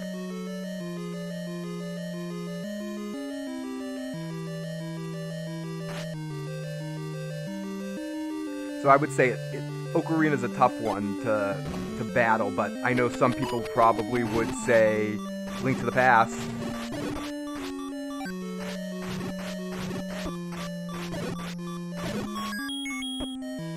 Oh, motherfucker! Oh, you motherfucking cocksucking motherfucking ass fuck. Oh, shit. Ass. Yeah, Galaxy is definitely high on that list. Is saying Smash Brothers series cheating? Because of because they use all the music from all the different games. But I love how it's orchestrated together. So I would say the Smash Brothers series would be sort of like an underrated one for me that people might not necessarily go too quick, but I think is just incredible.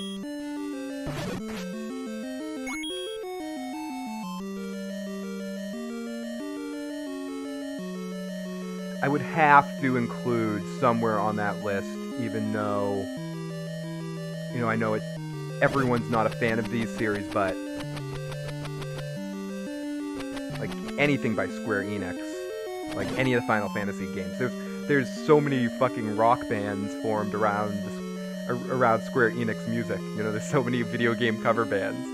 Like, oh, I have to kill these fuckers again.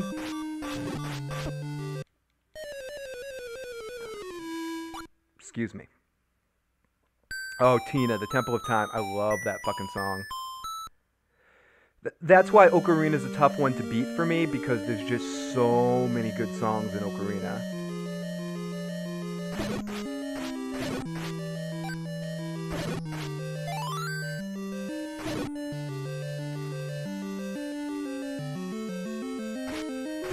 All good, my friend. Thank you so much for stopping in.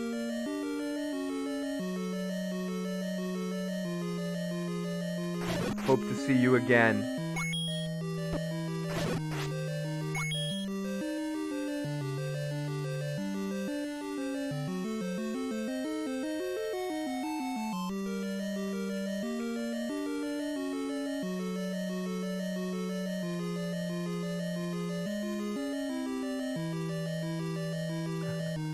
I do too, and you're gonna be seeing that dead animation a lot watching me play. You're gonna see this dead animation over and over again because I die a lot. Wish I had a potion or something.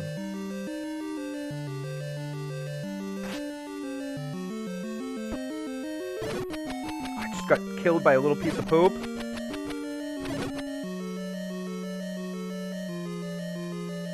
My reflexes are so slow. I'm so fucking Zelda slow right now.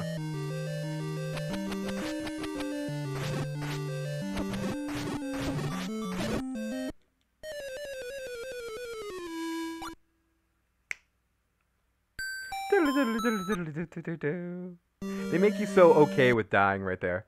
It's so happy. Well, excuse me, Tina. Yes, I have. Well, excuse me, princess. Yes, I have watched that. I love the cartoon. It's been oversaid. A lot of people say it, but I agree. Like I would just wait for Friday every week to watch the Super Mario Super Show, just to watch the Zelda cartoons, because I liked it so much better than the Mario one.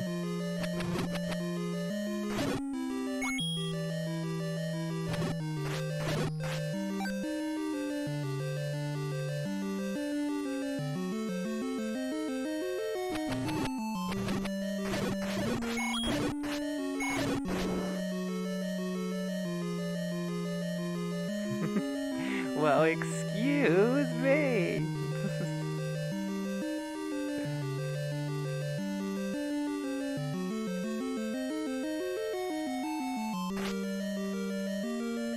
But the Mario one was alright. Like, Toad's voice really annoyed me after a while, but the Zelda one was awesome.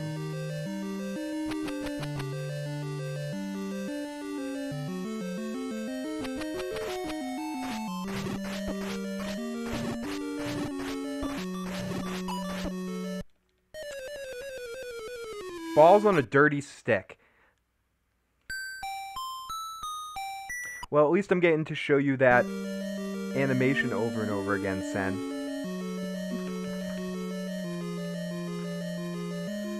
Ugh.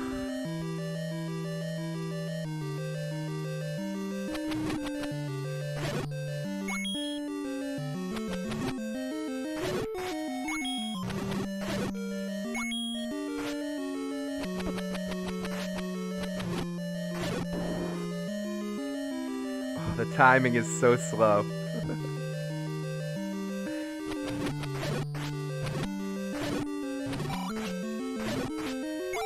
And it's not about... I mean, yeah, it is about my reflexes. I've smoked far too much weed between then and now to not have lost some of my reflexes. But it's less about my reflexes and more about...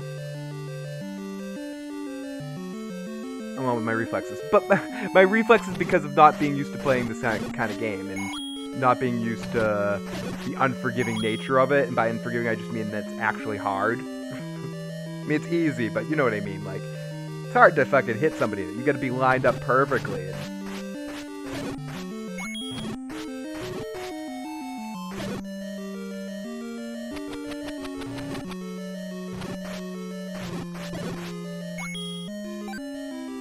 I'm not doing the I walk to school in 10 feet of fucking snow thing, but is harder than most games I play. Did I watch Hotel Mario? I've heard of Hotel Mario, but I've never actually watched it. Guess what I see in my hometown of New Windsor? There's a Triforce pattern with a smiling face. Dude, oh, that's fucking awesome. At an intersection at a gas station. It used to be wow. That's fucking awesome. There's a Triforce pattern with a smiling face by Five Corners intersection where a Hess gas station used to be. That's fucking great.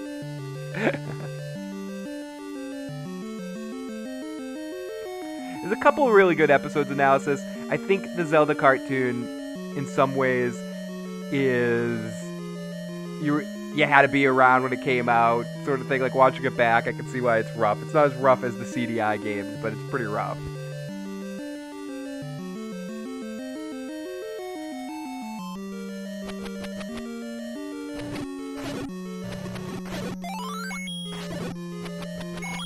Well, there's the fairy. Come to me. Don't fucking disappear. Don't. Just come. Wait. Ah, shit!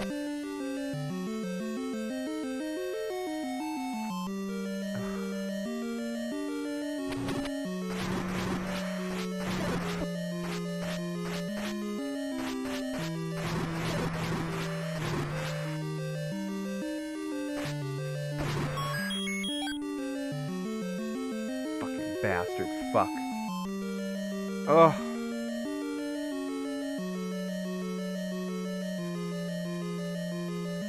Game's unforgiving in the best way.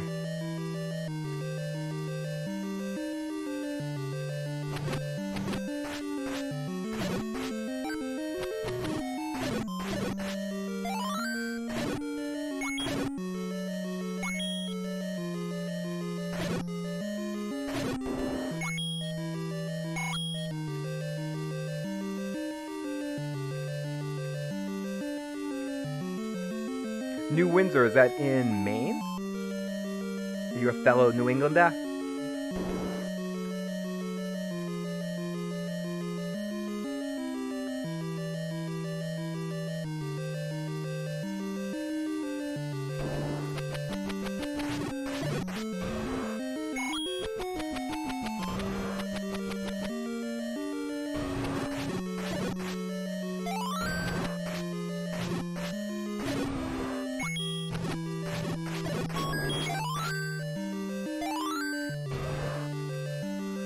Okay, I got the bombs. Go back for the fucking boomerang after the fact. And go fucking beat this boss. Oh, it's New York town. Cool. I think there's a New Windsor, Maine to it. There's a Windsor, Maine. Gaming media is going nuts over God of War release announcement today. I think they must be the only person who's never even seen a God of War. They were very big in the PS2 age, I believe, when the God of the War games had their high point of popularity, around the time that like Devil May Cry and God of War. I think at the time that it was introduced, I played it a little bit. I honestly didn't play a lot of it, but it's a good adventure, third-person kind of game, from what I remember. But analysis would probably know better. But I never had the opportunity to play too many of the God of the War. I'm such an old man. You know, I never played those God of the War games. But I know they were very, very popular at a point in time.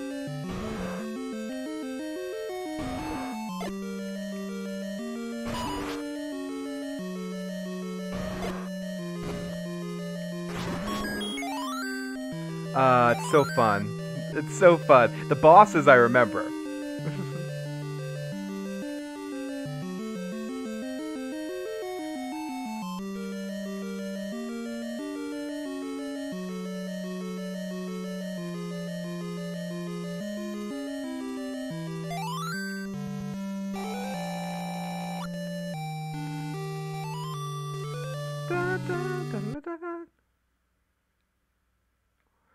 Okay, now I gotta go back. I want to go back in this fucking place.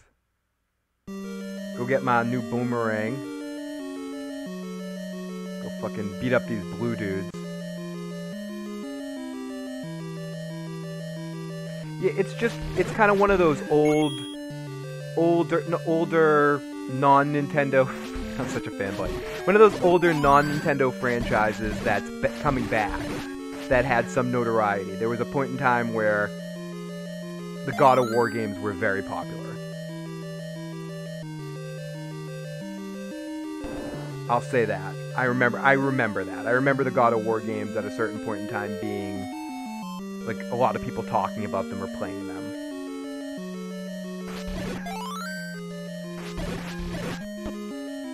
Oh, fuck. That's the one thing I didn't want to happen. Fucking... I want to have full health, but no. Can't have full health. Can't have the good things in life. When you suck. I know Dodongo dislikes smoke.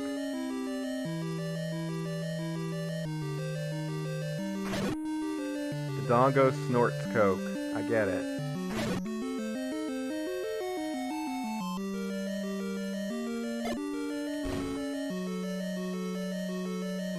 But yeah, it's, from what I remember, it's a good little game. I almost played it when they have all the God of War games for the PlayStation Now, that rental service.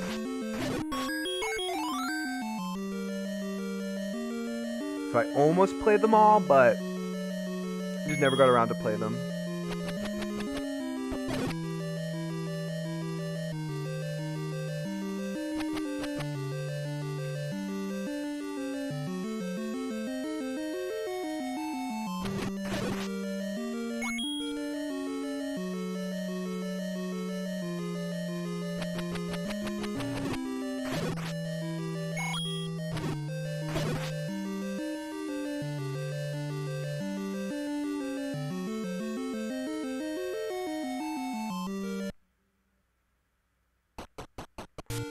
Two down.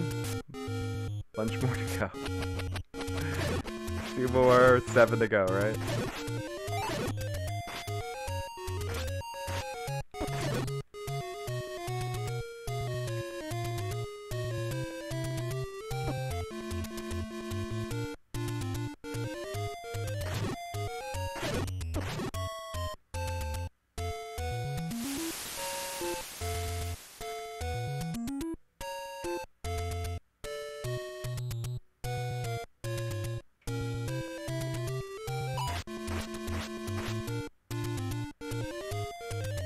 Thank you, thank you, thank you. I'm happy to get through that. It's pretty bad, but it didn't take too long. Okay, so I have the shield. Probably one of these bushes I gotta burn, right?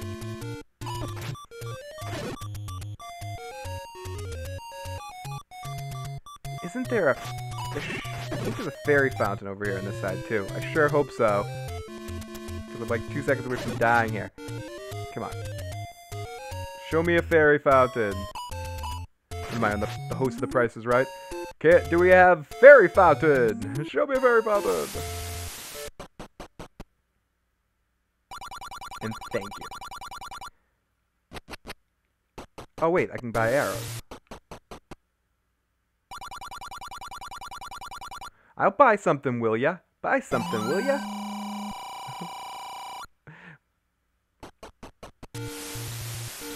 Buy something, will ya? Well, buy something, will I?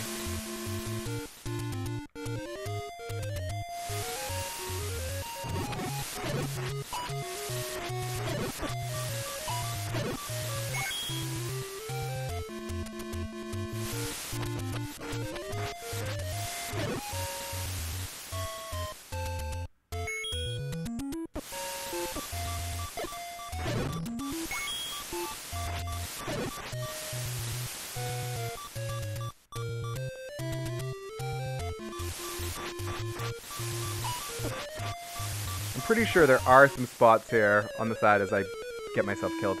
I'm pretty sure there are some spots on the side over there that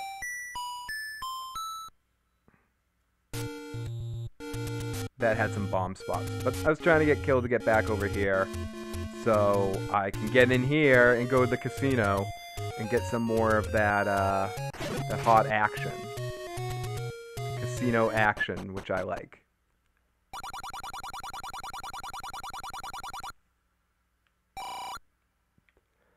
It's never the one in the middle. Okay, I'm going.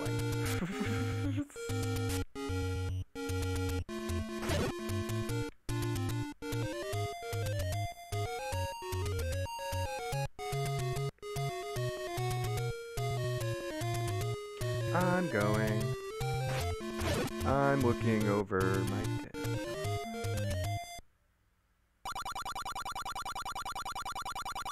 Well, I don't need this right now, but I will need it later, so let me just buy this while I have some money.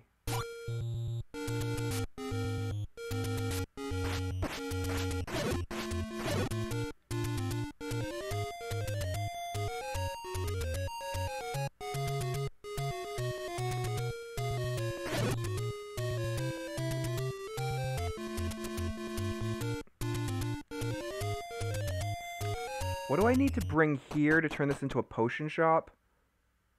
Don't I have to get like a parchment or something from another place to bring there to turn into a potion shop? Something like that. Also, why do I think one of these is a...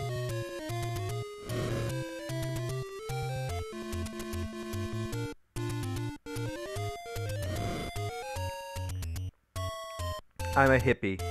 I'm used to putting a flame to anything green. It tastes good, dude.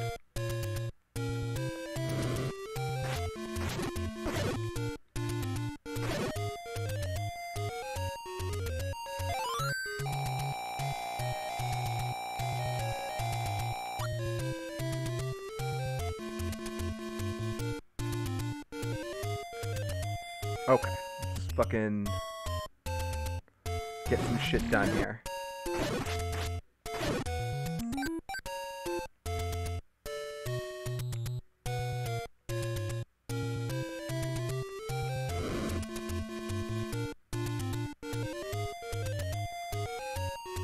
I remember forever with the original Legend of Zelda, I didn't know where this dungeon was. Like, the very first time I played and beat this game, I did all the other dungeons, or like, I'd found a couple of other dungeons and I could not find 3, and it fucked with me for a while, and I think I want to say I stopped playing for a little bit because I couldn't find 3. For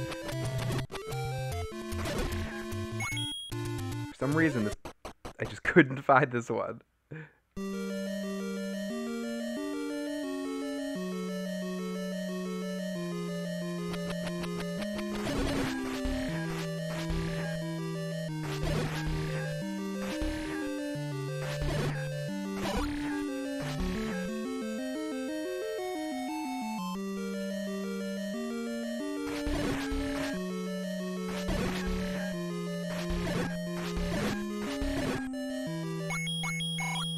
I want to have my flying sword for these dark nuts coming up, so... I do want to check something out. Can I shoot the dark nuts with my bow and arrow here?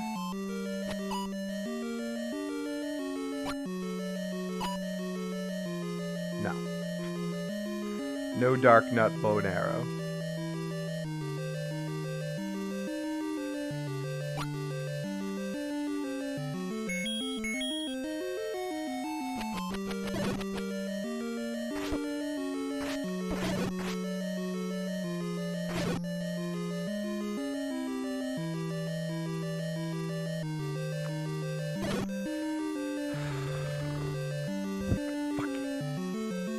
You had one job, Link, to not lose all your health. To stay at full health. And you fucked it all up.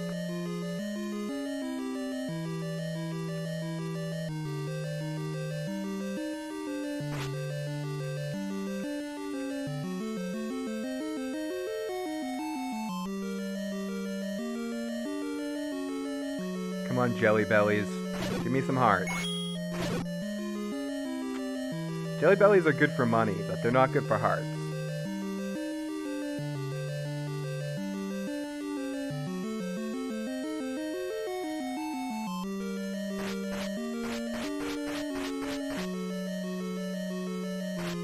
We were talking about that earlier.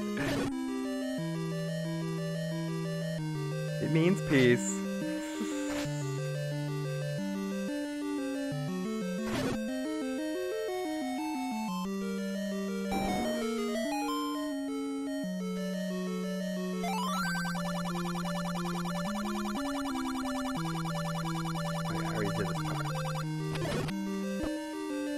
Shit, I'm sorry. That was an accident. Get me out of here. Didn't mean to shoot you.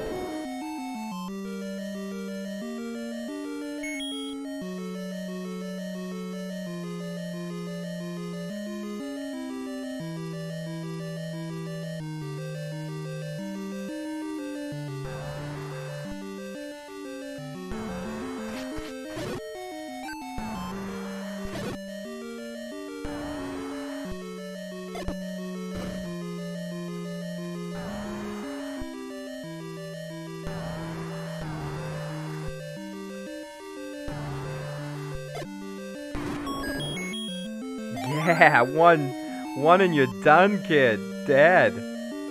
Fucker.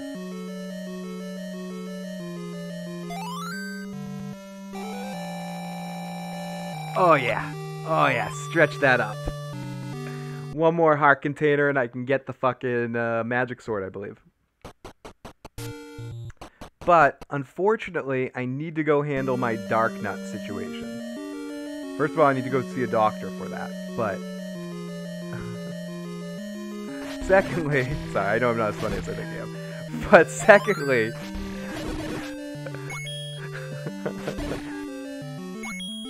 I think all that matters is I find myself funny, I guess. Funny looking.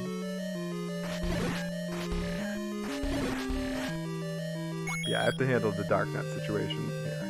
So be careful. Don't run into any bats. I need the... I think it's the... Is it the step ladder here? No, it's the boat. I need that to get to 4. You can get to 5 and 6, but...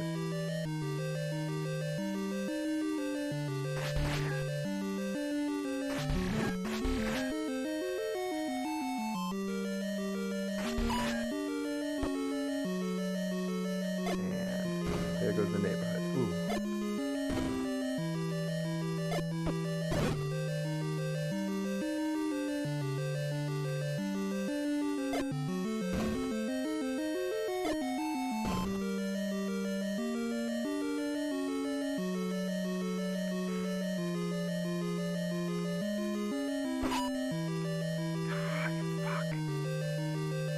If I leave, do they come back all fully formed again?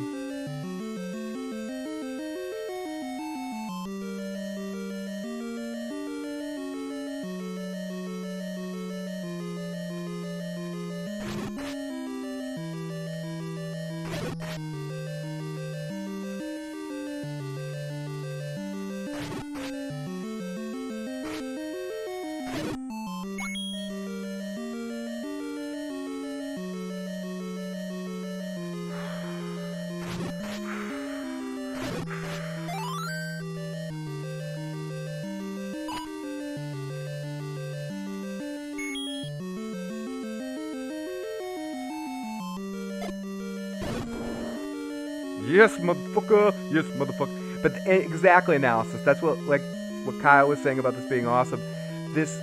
What makes this song so awesome is that it loops and it doesn't annoy you. Whoa.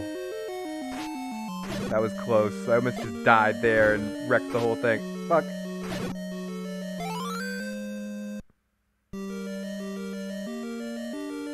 Bats cause dark nuts. The authorities know about this? They're turning a blind eye to such issues. That's why I'm here. The issues guy to tell you. Yeah, I wanted to die there. Genius.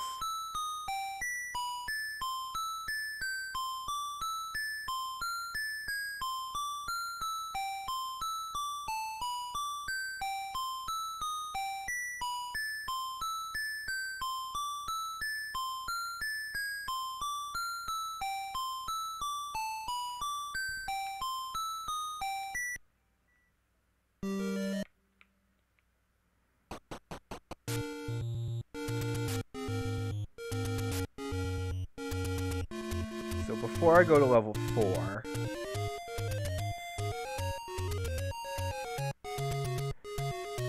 Gotta go in a little bit of a side quest.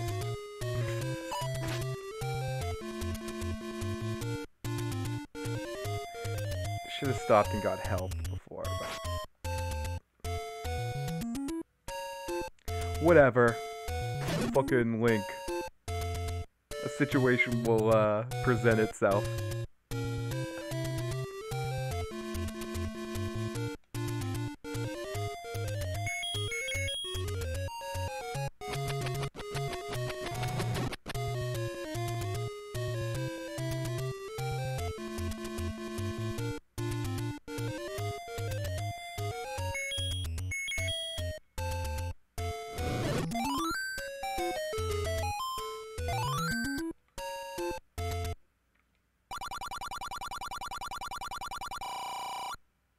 Oh, pay you for the door repair? What an asshole. I forgot about that. Pay you for the door repair. Burn your fucking house down.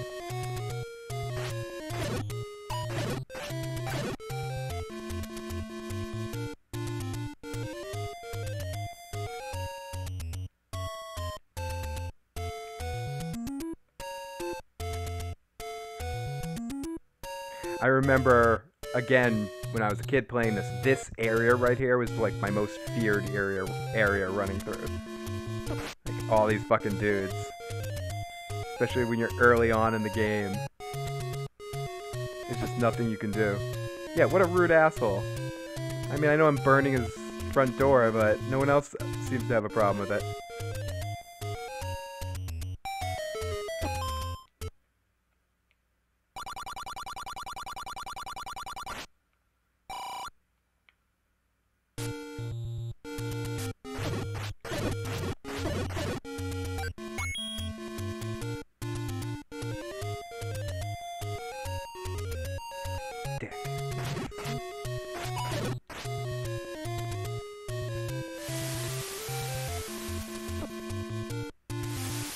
Move.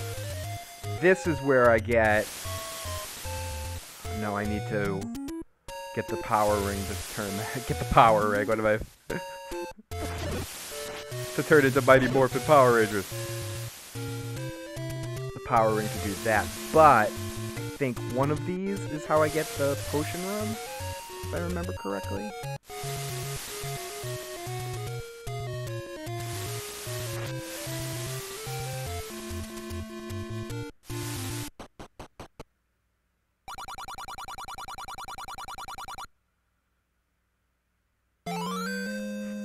Exactly. I had to make sure he wasn't Like, look at these guys. It's not very sanitary in one of these caves. It's very blocky.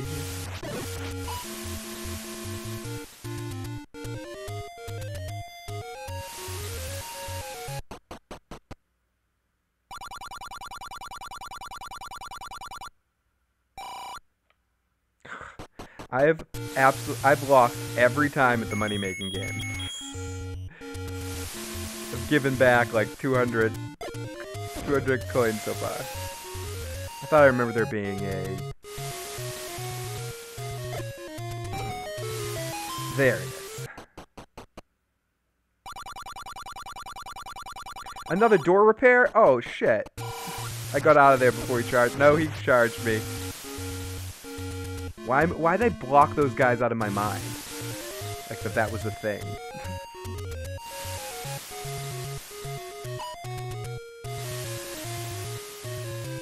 For some reason I thought that was like 100 coins. I was wrong. Which one of these is it? Is it this one? Wow, how do I remember this shit?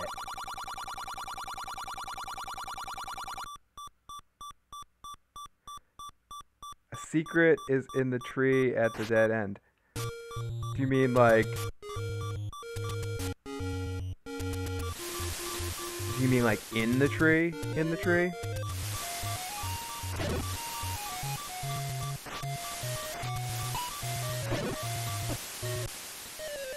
Fuckballs, sucking poopy cucks. Yeah, landlords for you. Bet he's not fixing anything. He's gonna be my responsibility. I'm sucking right now. But what is good about that is that actually somewhat helps me in a weird way. Because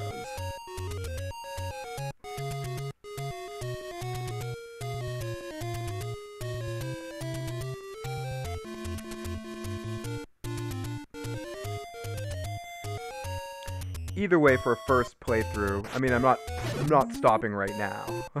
But either way, for first playthrough, I'm pretty happy where I'm at right now. A lot of deaths leading up to it, but I've got the first 3 dungeons done.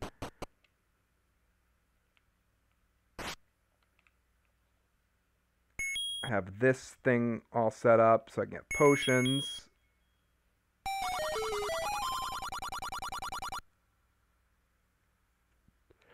I play the fuck out of the Fire Emblem one, dude. If you like Fire Emblem at all, it's a little watered down when it comes to story-wise, but it's very well done. I can't speak too much to Super Mario Bros. Run, except for playing the free stuff. I didn't pay for it, but the free boards are definitely fun. It's like a typical runner kind of game, but with Mario. They're well-made mobile games, those two anyways. I am playing this on...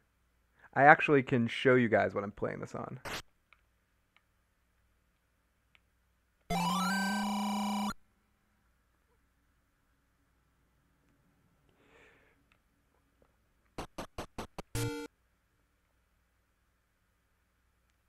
I'm playing this on this.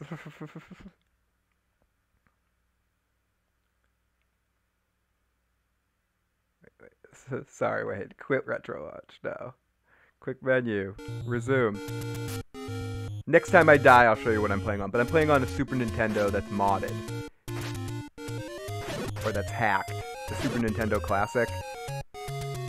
And that I've added Nintendo games.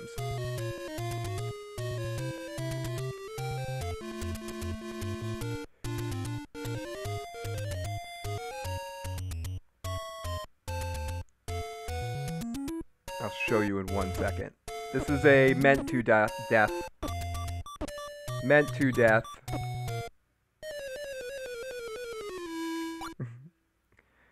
I just want to make sure I save. Oh no, not continue. Save, idiot.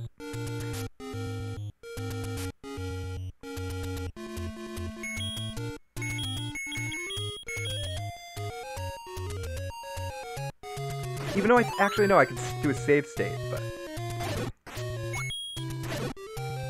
I will show you in a second. It won't be long before I die.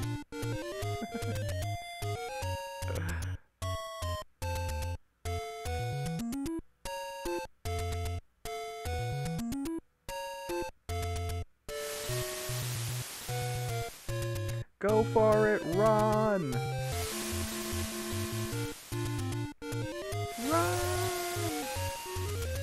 Run, run, run as fast as you can. You can't stop me. I'm the elf, the chubby elf man.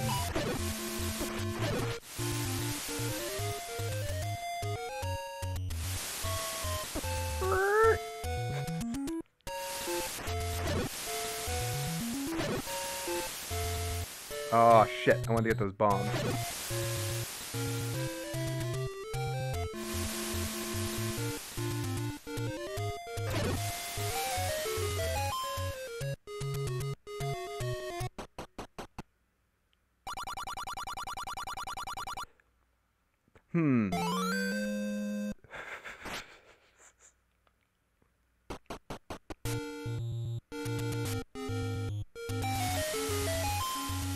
So now I want to die.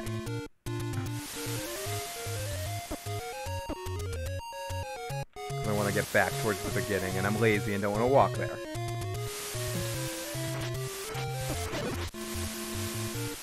Since I'm here, let me see if I can find the secret. If they just tell, if the secret was just that there's a gambling game, that's not a very big secret.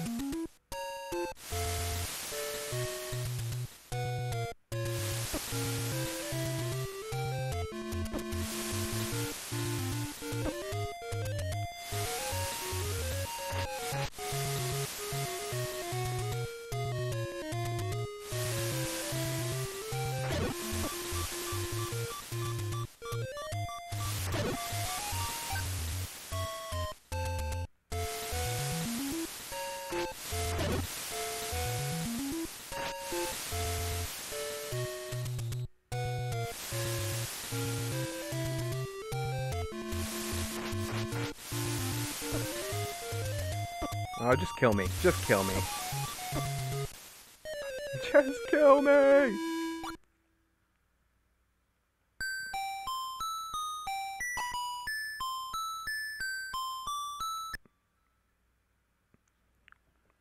So, this is Super Nintendo Classic that I have all these games on. These are the NES ones. Sorry. Get back to the menu. So yeah, I haven't put any Game Boy Advance games on, but I did. But it's not working. I need to adjust something. I fucked up with the Super Nintendo games. I mean, with the Game Boy Advance games or whatever. But we got, this is NES, this is NES, this is NES. This was a Sega Saturn game that wasn't really, I wasn't able to get working. And then I have 3 folders of SNES games.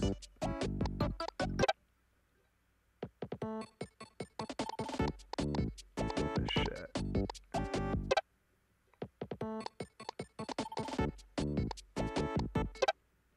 Yeah, so it's Super Nintendo Classic modded.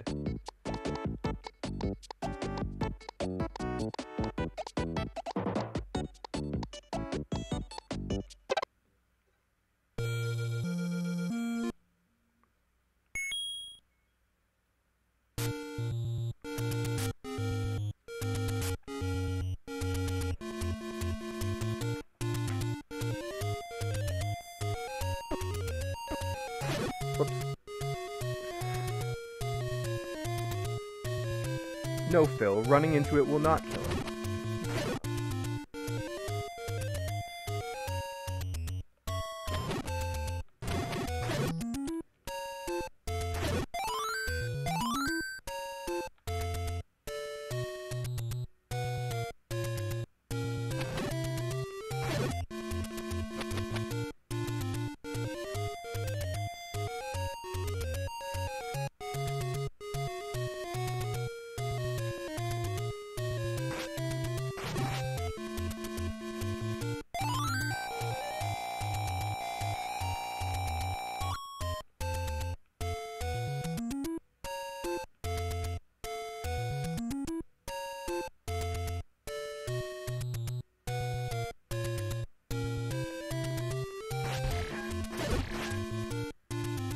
How I get the whistle somehow, right? Isn't that? And I remember the first couple times I beat this game too, I like played through the whole game with that. See you later, Tina. Thank you so much for popping in. The first time I played through, I did the whole game without getting the whistle, and then I saw someone get the whistle. I was like, "Fuck you." Okay, I'm in the famed Lost Woods. What is it? How do I get through this? Is it 1422, 1422, 1422, 1, 4, 2, 2. 1, 4, 2, 2, 1, 4, 2, 2, 1, 4, 2, 2, 2.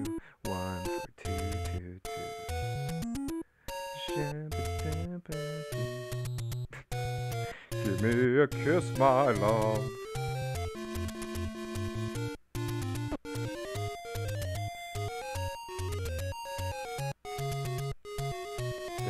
This one?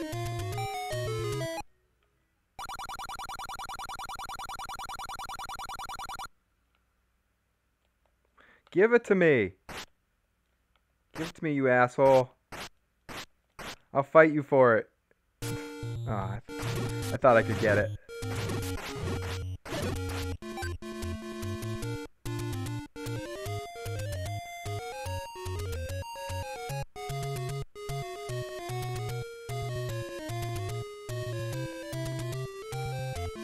That's level 6. If I remember correctly, it's pretty easy. It's pretty easy. Level 6 is a piece of cake. But I think I might need the stepladder to do it.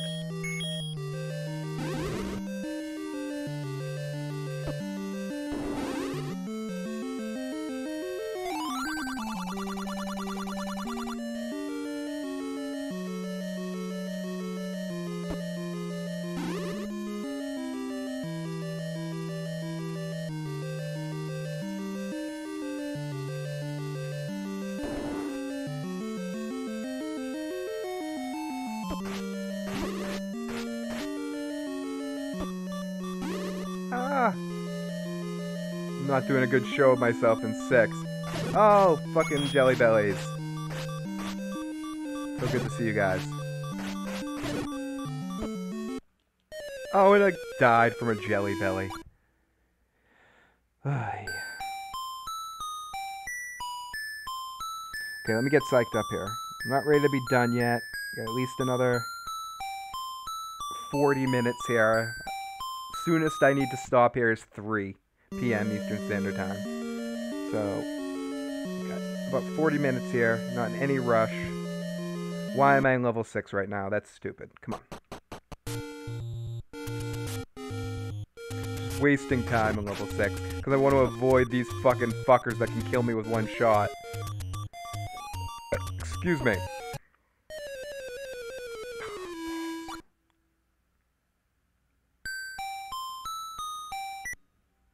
Okay, I'm off my rhythm. Give me 1 second. Gotta go take a shot of some apple juice or something. Be right back.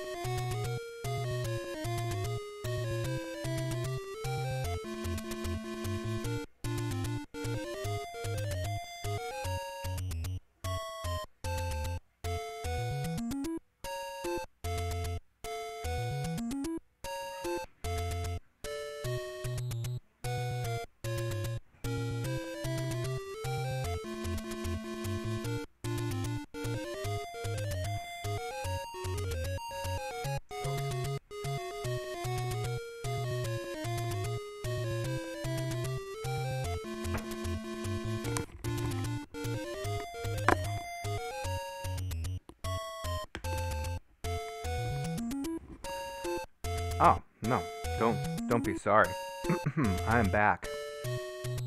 Let's do this thing.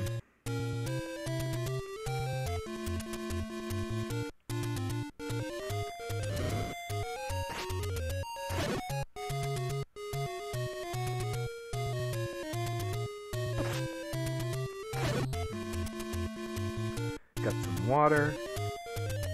Expelled some liquid out of my body. I'm ready.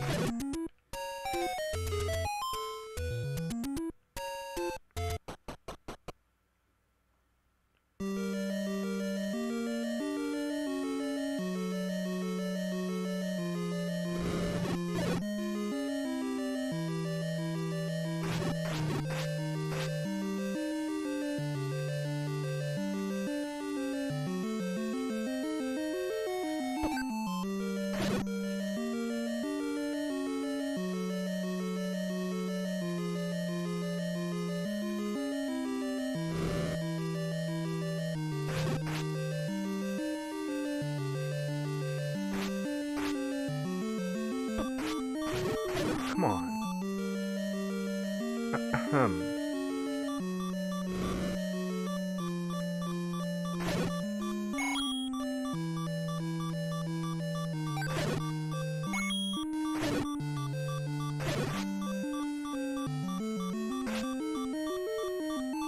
I'll leave one jelly belly to tell the tale.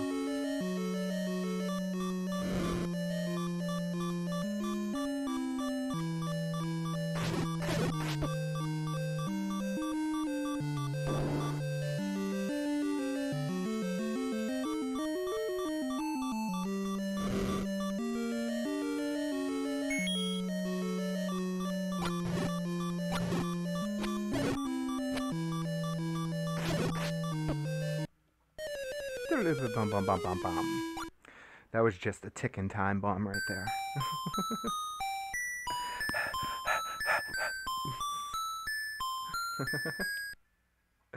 Sorry. We're in the headphone mic, so it's interesting with these headphone mics. Like, first of all, it's cool. It's making me want to video game stream more, even though I can't hear myself through the headset. Just because,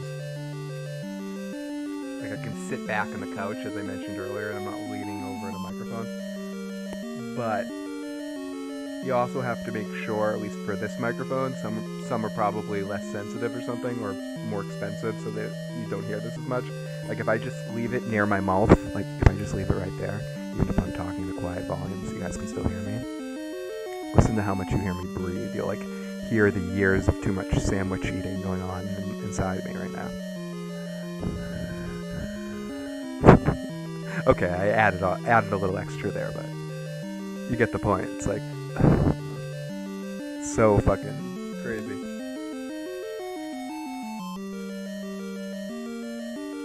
Yeah, I had like someone gave me an Amazon gift card for a late holiday gift.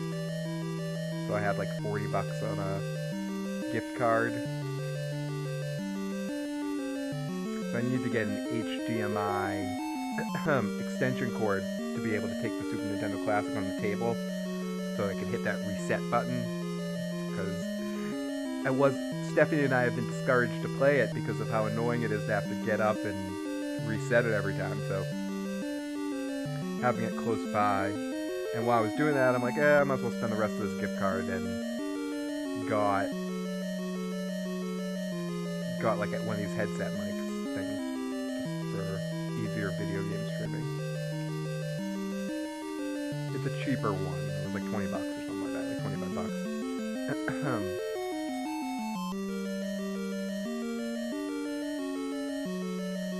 And then I got a felt tabletop, like, thing to put on top of the felt tabletop to play poker. Yeah, it's alright. I could definitely see some uses for it, maybe on like vacation streams or something, to do like quick streams and not have to bring my whole microphone set up. But probably just for the gaming stuff. It's just better than what my other setup was a little bit.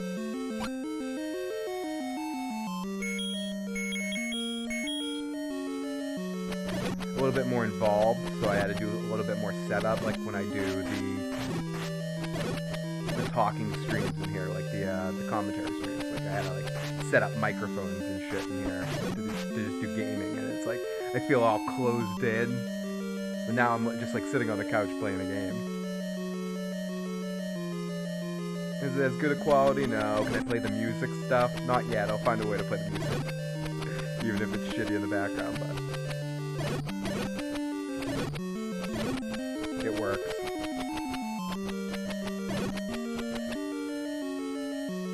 I feel like Madonna.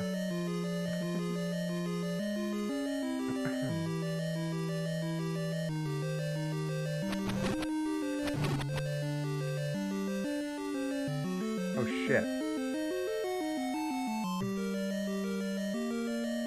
Forgot about my laundry. Me thinking out loud. I forgot about my laundry when I started streaming shit.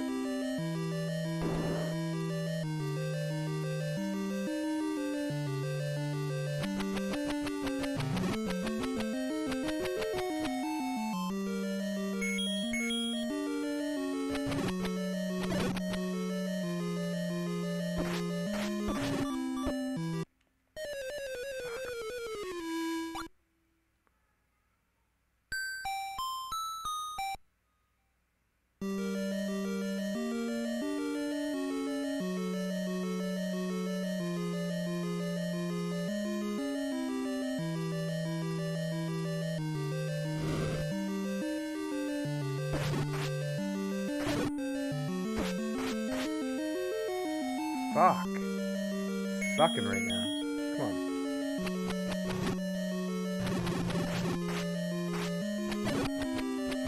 If there was like an easier way to dispatch these guys. Might be not until I get like a different weapon or something. Take these guys out a little bit easier. Maybe an upgraded arrow or something.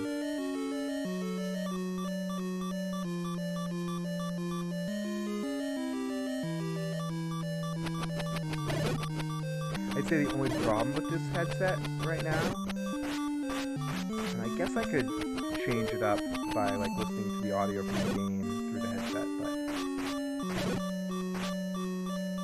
right now I'm like, they're like big puffy headphones, and there's nothing coming out of the puffy headphones, so ultimately it's just me deafening myself a little bit. I'm trying to slide them off a little bit, like do something like this maybe. Can you still hear me as well? Probably more so. Probably hear my stupid breath. How dare I breathe? What an asshole. Don't breathe on your stream. You're weak, man. Do you even know how to stream? You fucking breathe on your streams? You don't breathe, bro. If you're breathing, you're leaving. I mean, fuck.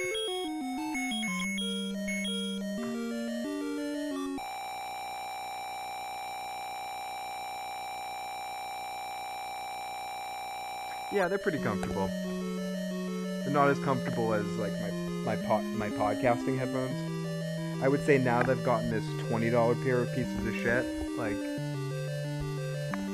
I'll keep my eye out for maybe a better pair to get at some point. But it's not like I stream that often. Like video game stream that often.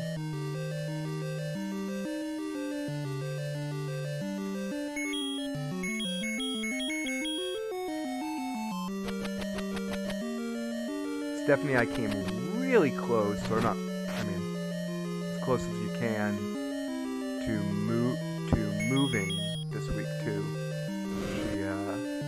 We went to see a house and she put in an offer that we did not get, but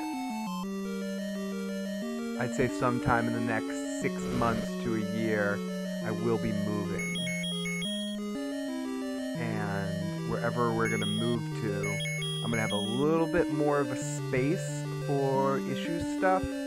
So I'm gonna have a room that has like a couch in it and a TV and the podcast all in the same room. So that when I do like the live commentary cast or have guests over, it'll just be all in the same room as the podcast. And I'm also going to set up the green screen room again so I can do more of those kind of videos.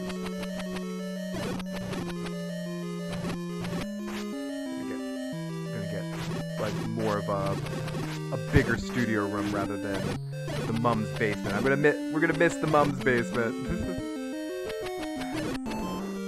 And unlike last time I moved, there'll be no stopping the podcast. I'll find ways to you guys might see the studio I'm in. Like all the shit that's on the walls have to come down soon. So I might be podcasting in an empty room soon. But oh no, there goes my shield. There goes my fucking shield.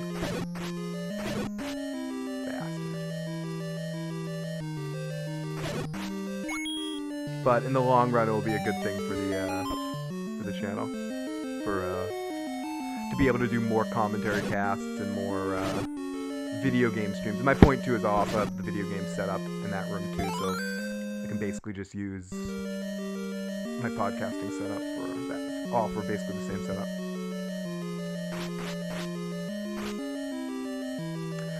The new place would have been great, but we did not get the new place, so we're still in the old place. But we're actively looking for a new place. Hey Magic, how's it going? Thanks for popping on in. I appreciate it. I would say realistically, it's more about finding the right place than a when, because we're not necessarily in a huge hurry to leave here. It's more she wants to go. She's ready. And about finding the right place, but we're not in a hurry, so we don't need to necessarily jump on a place. It's more like finding the right place that she wants.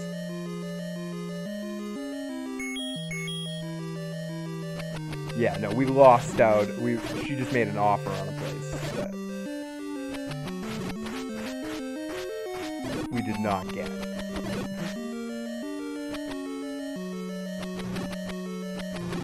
But that place would have been awesome. I would have had this like, I would have had a whole studio room for like a sound studio and like a whole little fucking big studio thing. So hopefully we'd get more in-studio guests and stuff. But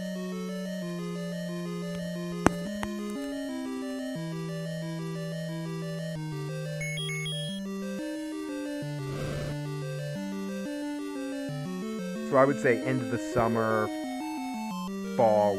I would say by next Game of Thrones season, we'll definitely be moved. We'll more than likely be moved. We've seen the last Game of Thrones recaps in that studio, probably.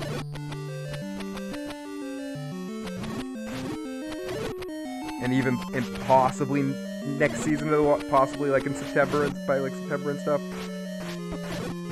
During the summer is theoretical, like when we get back from Con of Thrones.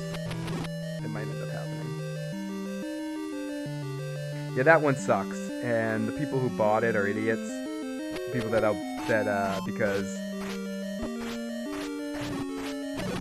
it's like too much information in real estate. Like they put in an offer. Like most of the times, if you offer to buy a house or an apartment or a car, or whatever, there's like warranties and contingents and shit.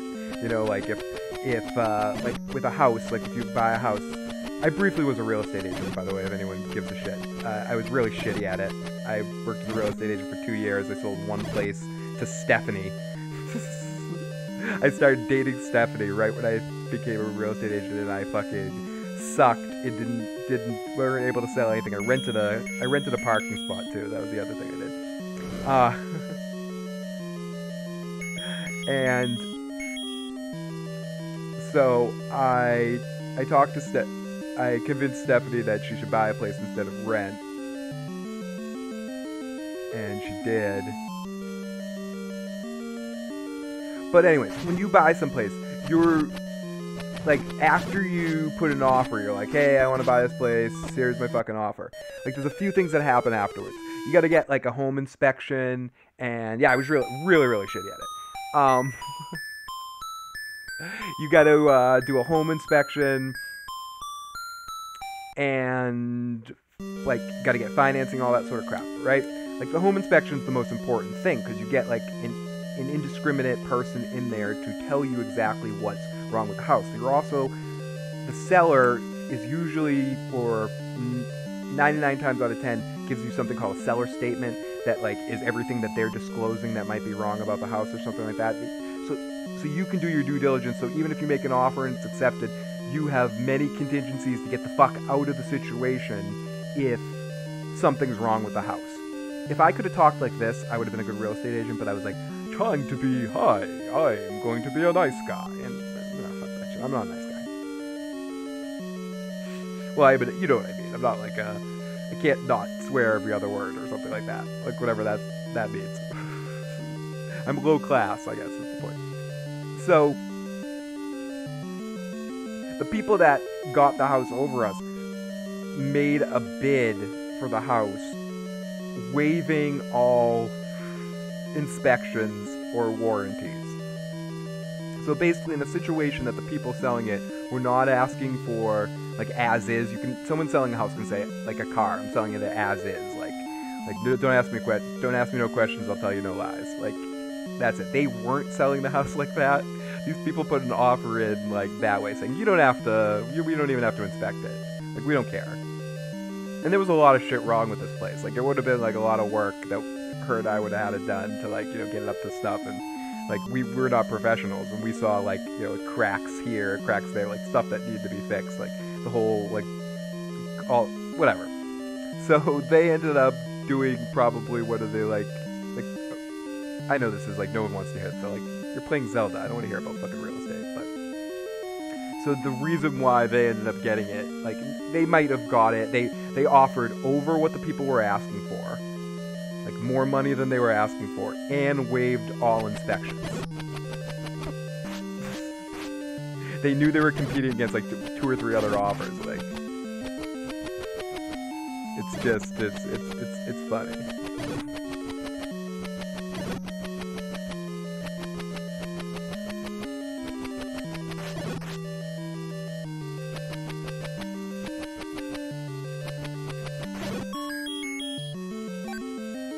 That's what I'm looking for. And on top of it all,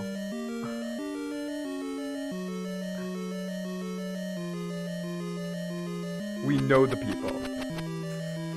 We saw them at the open house. Or Stephanie knows them. And we saw them at the open house. And we we're gonna talk shit about the people that did that to them. We were like, hey, yeah, did you hear these people that did that? You know, like, did this? It's the stupidest thing ever. Yeah. We didn't get that far with it, but that's what we were gonna say. And they're like, oh yeah, that's us. We're so happy. We're like, oh, cool.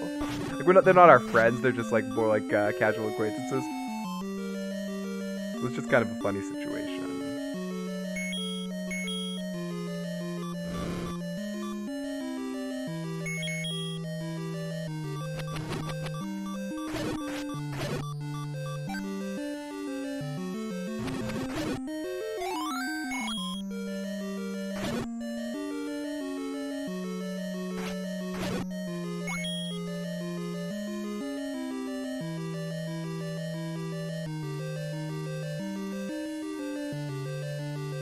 It's akin to like buying a used car from someone and not asking any questions and just being like, here's fucking all this money, like, I don't care, yay.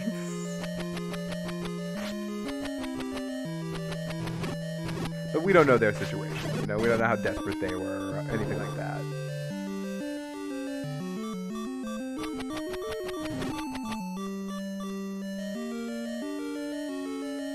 I'm fucked, by the way, here.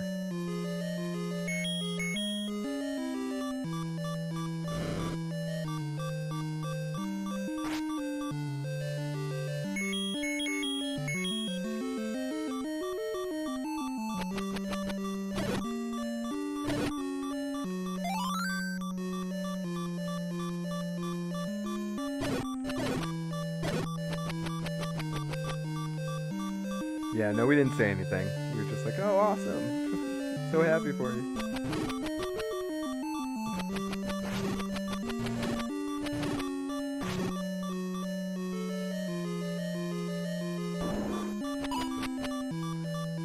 Yeah, this is bad, since I don't have any bombs. I don't have the bomb! You don't have the bomb! Ooh, shit. Look down, I have like 6 messages.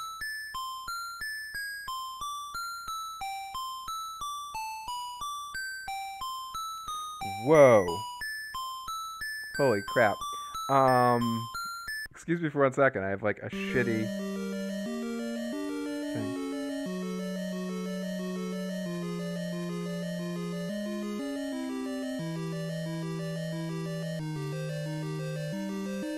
Give me 1 second, please.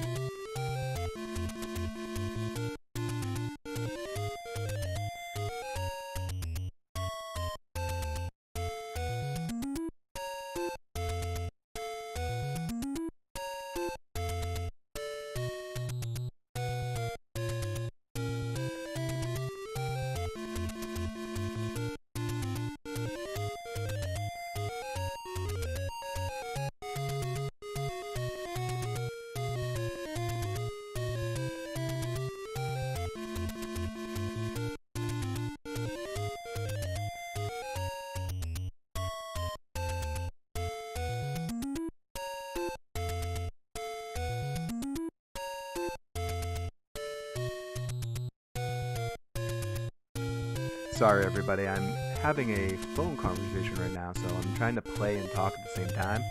Well, not, well, I guess that's what I do with the video game, but sorry, I'm just kind of standing around.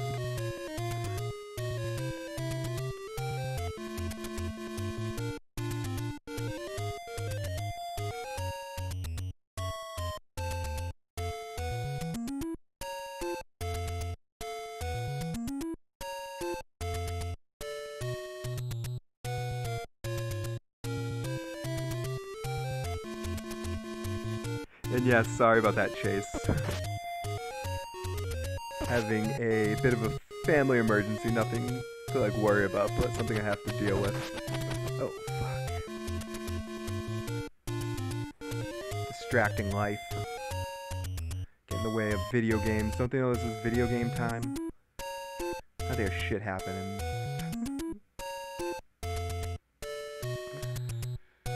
Every time you play Zelda, it's like the first time.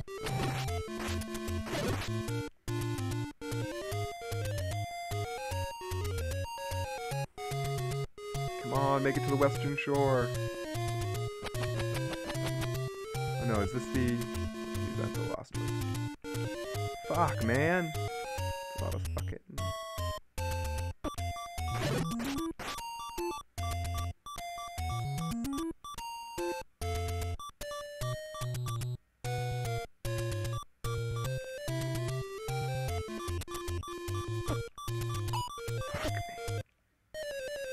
Fuck me gently with a fucking chainsaw.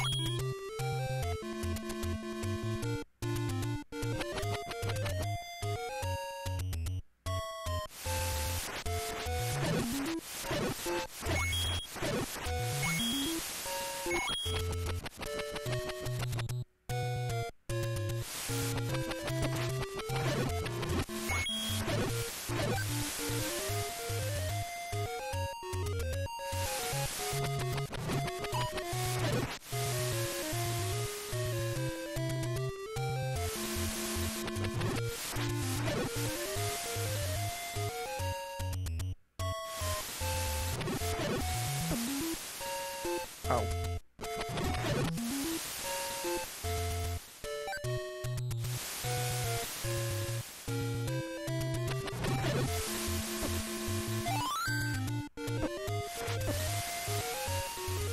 No, I'm not dying here. I'm not dying here.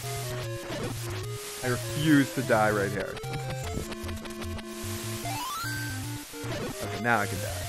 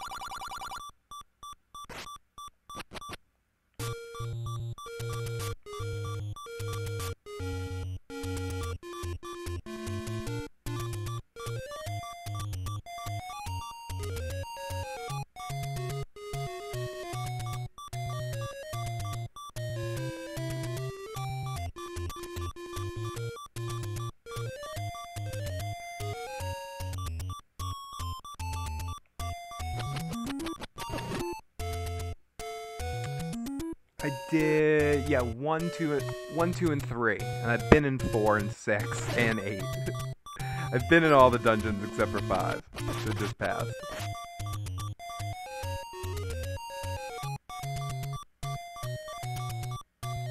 I'm trying to get the get enough. Oh, sorry about that. Probably loud.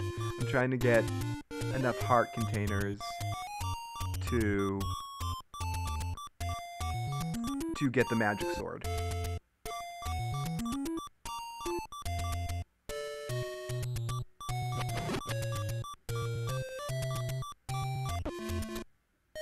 One hit and you're dead. One hit and I'm dead. Dead. You're dead, kid. Oh shit. Look down, there's 16 fucking messages. Jesus.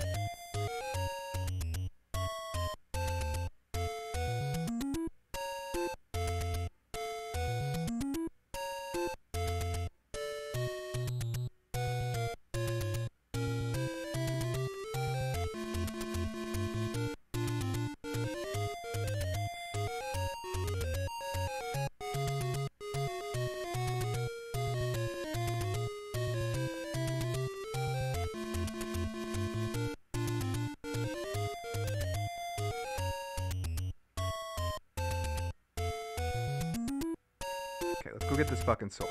Pretty sure I can get it now.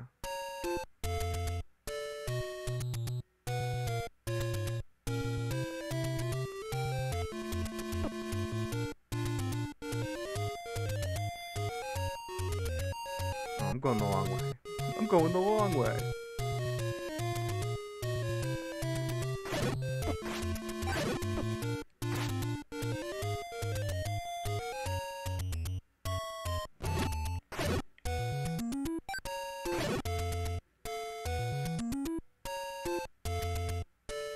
Hey, Python Master.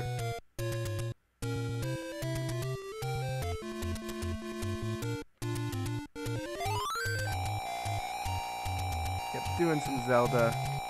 I'd say I'm probably going to stream for a little while longer. How long have I been going? Whoa.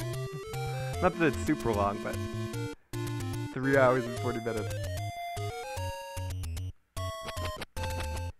And it's just crazy playing it today, how much it holds up. There are a couple things, you know, that I wish it did that some of the future 3D Zeldas did. Yes, of course. But surprisingly, it holds up. The action, the puzzle solving, it all comes back to you when you play it too. It's like you never forgot. It's fucked up. 1, 4, 2, 2.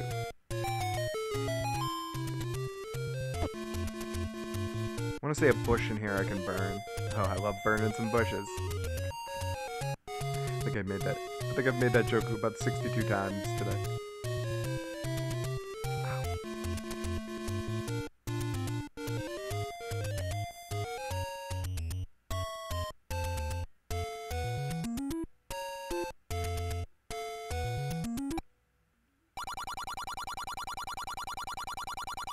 Yes, I do, Python. Oh, I thought that was it. I thought I could get the sword. I guess I need to get one more heart container somewhere.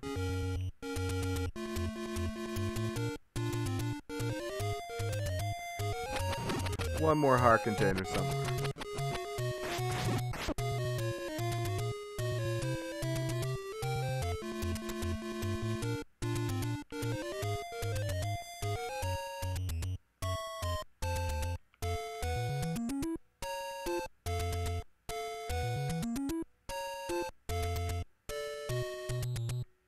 One of these where I get the gauntlet I can move shit with.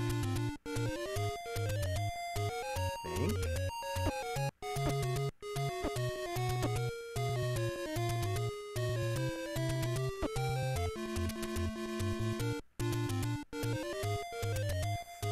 Fucking suck. Fuck. Thought these were the fucking ones. One of these uncovers something. Sorry, Lotus. It's rainy out. You can't go outside.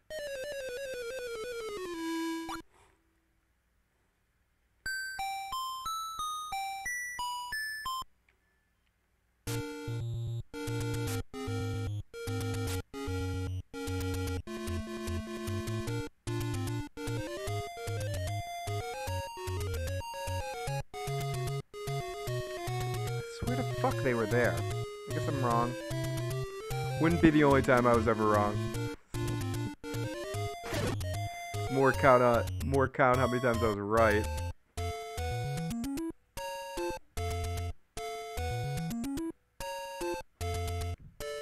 You have to go outside, dog?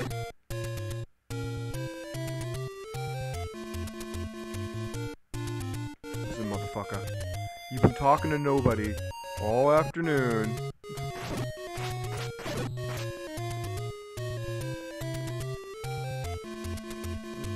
One of these?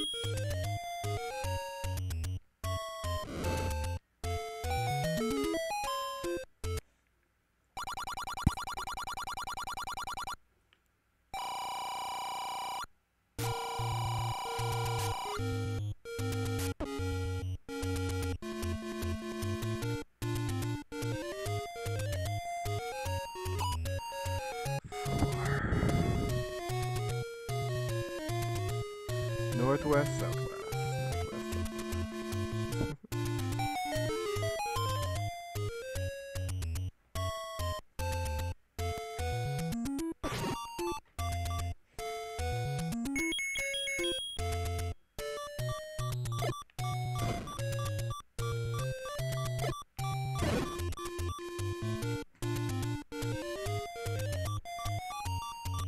Why did I think there were fucking... Okay, Lotus. I get it. My dog is basically explaining to me that the stream is over. She needs to go outside to piss. So, ASAP. So, on this note, I will call this section of Zelda over. I may be back later tonight to play a little bit more, depending on how the evening goes. Yes, I may.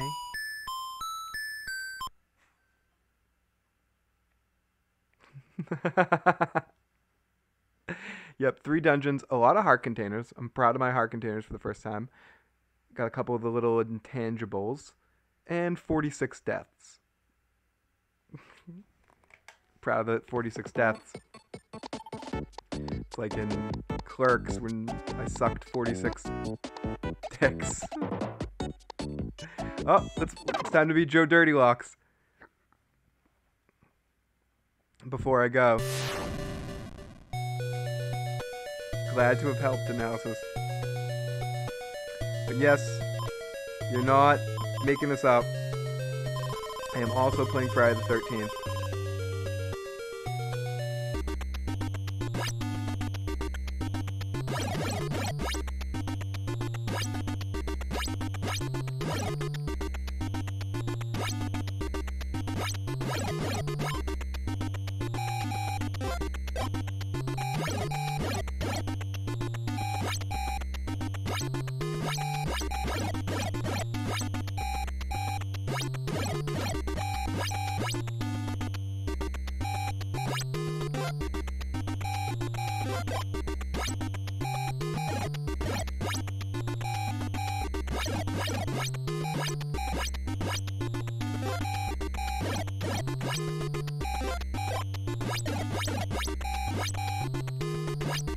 Well, I know Jason's a problem, but all these other fucking zombie fuckers are problems too.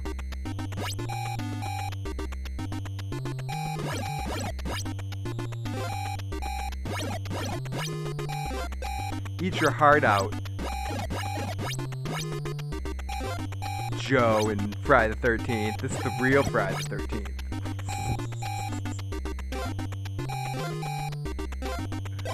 This is the game. This is the shit.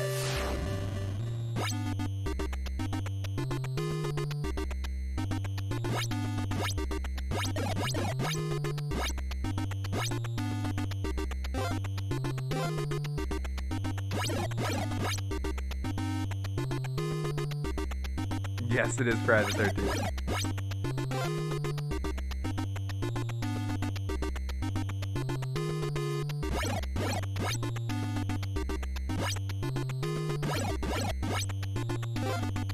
I should actually save this for like its own stream and do a Friday the 13th stream later.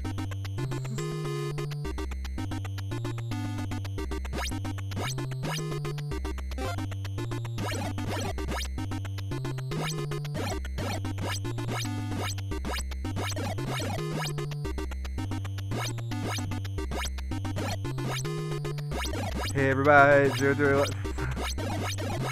time for another stream. Lotus, I know. Get down.